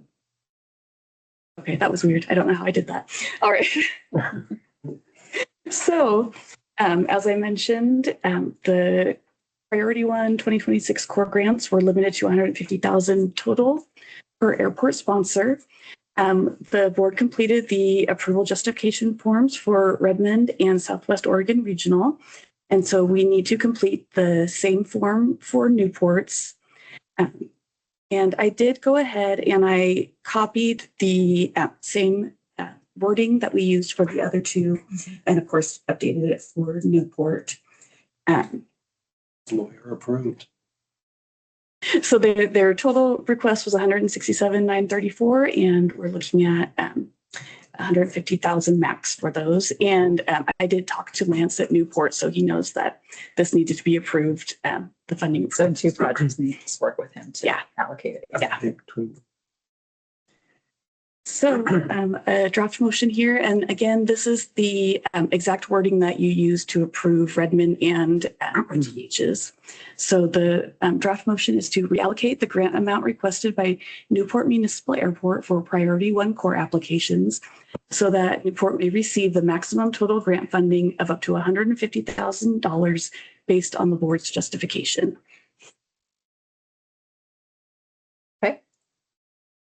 Can I just say so moved? Yes, you can. Yeah, I was about to say. No, I think you actually do have. That's what I was thinking too, but I was, We got in our last one. That's why I was asking. Pretty sure you do have to make. Yeah. Do. So I'll make a motion to reallocate the grant amount requested by Newport Municipal Airport for priority 1 core applications so that OMP may receive the maximum total grant funding of up to $150,000 based on the board's justification. Second. We have a motion by Bill, A second. From Brian. Brian, that's okay. All right, any further discussion? Okay. Then all those in favor? Oh, sorry, roll call. We're just so used to doing it. Bill Gropp. Aye. Jim Knight is excused. Sarah Lucas. Hi. Steve Nagy. Aye. Brian Prang. Aye. Jeff Pritchard. Aye. Catherine Stevens. Aye. Okay, that motion passes. Alexis, do we need to redo? I think it might just be best to redo the vote for the sewer project, just to be on the safe side, So you if that's okay. want me to read that one out? Yes, if you could, since you listened. Okay, I'll change the wording at Yeah. the beginning. Could just be motion to and Motion to To approve. Okay, like that. I'd like to make a motion to approve SOAR funding for Cycle 6 equipment projects, maintenance, worker fund, and contingency as presented, please. I was the second, so I'll re-second. Okay. Motion a second and roll call. Okay, so again, this is for the SOAR request. Bill Gropp, Aye. Jim Knight, inexcused. Sarah Lucas, Hi. Steve Nagy, Aye. Brian Prang, Aye. Jeff Pritchard, Aye. Catherine Stevens. Aye. Okay, that motion carries. Thank you. Again, Just reaffirming. yes. Mhm. reaffirm. Got a double up your project count now. 5 million. Okay, that brings us to pavement management program update and also Andrea. Great. So Alex did also have these in his presentation, but here again, we just have our pavement evaluation program for 2026, which is the Region 3 airports. And they're currently working on getting ready to schedule those and reaching out to airports for that. And then our pavement maintenance, again, that's our Region 2 is scheduled for maintenance this year. I just wanted to give a little information on our program funding, which the pavement maintenance program has not had any fuel tax increase since it was established in 1999 with one increase that was given in the year 2000. The pavement evaluation is funded by PMP and the FAA System Plan Grant. The PMP is right out of the Pavement Maintenance Program Fund. In the past, the program required a match from the airport sponsor, which is based on the category defined in the Oregon Aviation Plan and ODAP policy. From 2020 to 2024, ODAP paid the sponsor match out of the PMP program funds. In 2025, the core grant was awarded to cover the sponsor match for PMP last year and for 2026. And then, as Alex mentioned, our plan is to look at having the airport sponsors begin paying their match starting in 2027. And then for approval, again, we want to still request the approval pending available funding so that if it does come available, we can just move right to the procurement process. And then I did put together our approval request memo, so I'll just read that really quickly. Per ODAP PMP policy guidance, ODAP oversaw the pavement evaluation program for eligible airports in Region 2 of the PMP regions map and worked with the PMP consultant to develop the 2026 pavement maintenance program. The 2026 PMP is based on the following program requirements: review of PEP reports and other necessary background materials such as airport layout plans, aerial photos, or FAA records. Review of capital improvement plans to determine overlap between PMP and CIP projects. Removal of airports with less than $3,000 of work due to cost prohibitive indirect costs. And then review of pavement condition index or PCI for eligible airports. Airport pavement at or below the critical PCI value as identified in the ODAP PMP policy guidance should be scheduled for replacement rather than using PMP funds. And then this also goes into your question about Oak Ridge being on the list. And we are still waiting for the final design from Century West on that. And so we do anticipate that that one will most likely be removed because of the other projects going on, but it is still listed in the approval as of right now. The annual budget for PMP based on the funding received from aviation fuel tax in the previous year is typically between $900,000 and $1 million. And so we typically set the budget at $1 million. And this year the budget is $1 million, and engineers' estimates of cost are in line with the allowable funding. And then additionally, the PMP was awarded a core grant last year, which will pay for the airport sponsor match for Region 2 PMP. And so pursuant to ORS 836.072 that governs payment and maintenance, we ask for the board to approve the 2026 PMP projects. And we have the draft motion here to approve 2026 PMP projects as presented in the approval request pending available funding. Okay, before we entertain a motion, I do have a question for you. So the core grants awarded 25-26, that doesn't bring us all the way around to all of the regions, right? So does that mean that the 2027 region that would be getting, in theory, the PMP would not be treated equally as the other regions? No, because the last Region 3 PMP done in 2024, we paid all of that out of the PMP fund. So there wasn't So there has been core grants, but around. Yes, Region 3 and regions. 4, Okay. and then 1 and 2 covered by the core grant. That'll be all 4 that have received. Okay. Yeah, PMP. So I'll make sure we weren't putting one. Right. In case of being unsure. Yeah. Okay. The draft motion is up there. I'll make a motion to approve the 2026 PMP projects as presented in the 2026 PMP approval request, pending the available funding. I'll second. Is the first and Bill is the second. Is there any further discussion? Okay, then Alexis can call the roll. Okay, Bill Groff, Aye. Jim Knight is excused. Sarah Lucas. Aye. Steve Nagy, Aye. Brian Prang, Aye. Jeff Pritchard, Aye. Catherine Stevens. Aye. That motion carries. All right, good work, everybody. Yeah, thank you. Yeah. Yeah, that was a bunch today. So good job. Okay, well, now is the time for board updates. If any board members have anything to share with the group. I have a general question. Did Kenji issue an executive order that y'all have to use the paper airplane transition on all your slides now? Nah. I just took a whole No. presentation and copied it to new one, so it was already on there. At least it's not a pink flying dinosaur or something. Right. Oh, don't give me ideas, Catherine. Don't give me ideas. We have a big kind of exciting event happening next month. This has been a project that's been in the works for, over 6 months now, I think. But in May, we are going to have 20 fire service pilots from Taiwan coming to Oregon, in which we will be putting them through a training program that was developed by the Forest Service, National Wildfire Coordination Group, adopted by the National Fire Academy.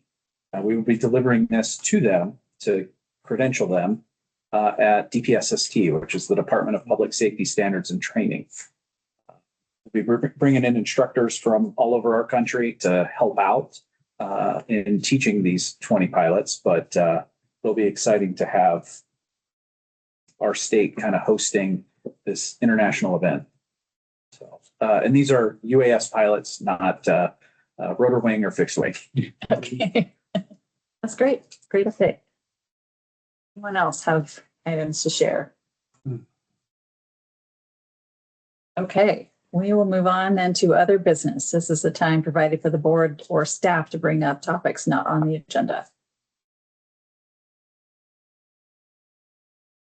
I just want to let everybody know if you know of any events happening in your local area for aviation related events, we have a section in our newsletter every month that announces aviation events at the different airports. So if you have or know of any events happening, feel free to send them my way and I can get them into the newsletter. I think you have the Oregon International Air Show in May. Yeah. Yes, I do. I think I saw that. Yeah. We were just notified yesterday, I guess I won't say any names, so we have two people leaving our FAA video office that help us on all of our projects. So after we went through all of the AIP, IIJA projects, we're just going to move forward as planned. Ideally, everything will be, executed and move along as it normally would. Maybe just keep that in mind, that you may have a downtime later this summer if we're trying to train somebody and bring them up to speed. Yeah, it's always challenging when we have staff turnover at the Seattle Air Force District office, so. Right. How about any agenda input? Anything that anyone would like to see presentations on a topic in the future?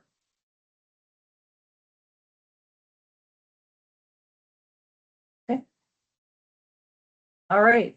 Then our next meeting is May 7th. It is a Teams meeting, a work session, I believe. And we are going to adjourn now for a tour of the Sisters Eagle Airport. All right, thanks all. Bye. Thank you all.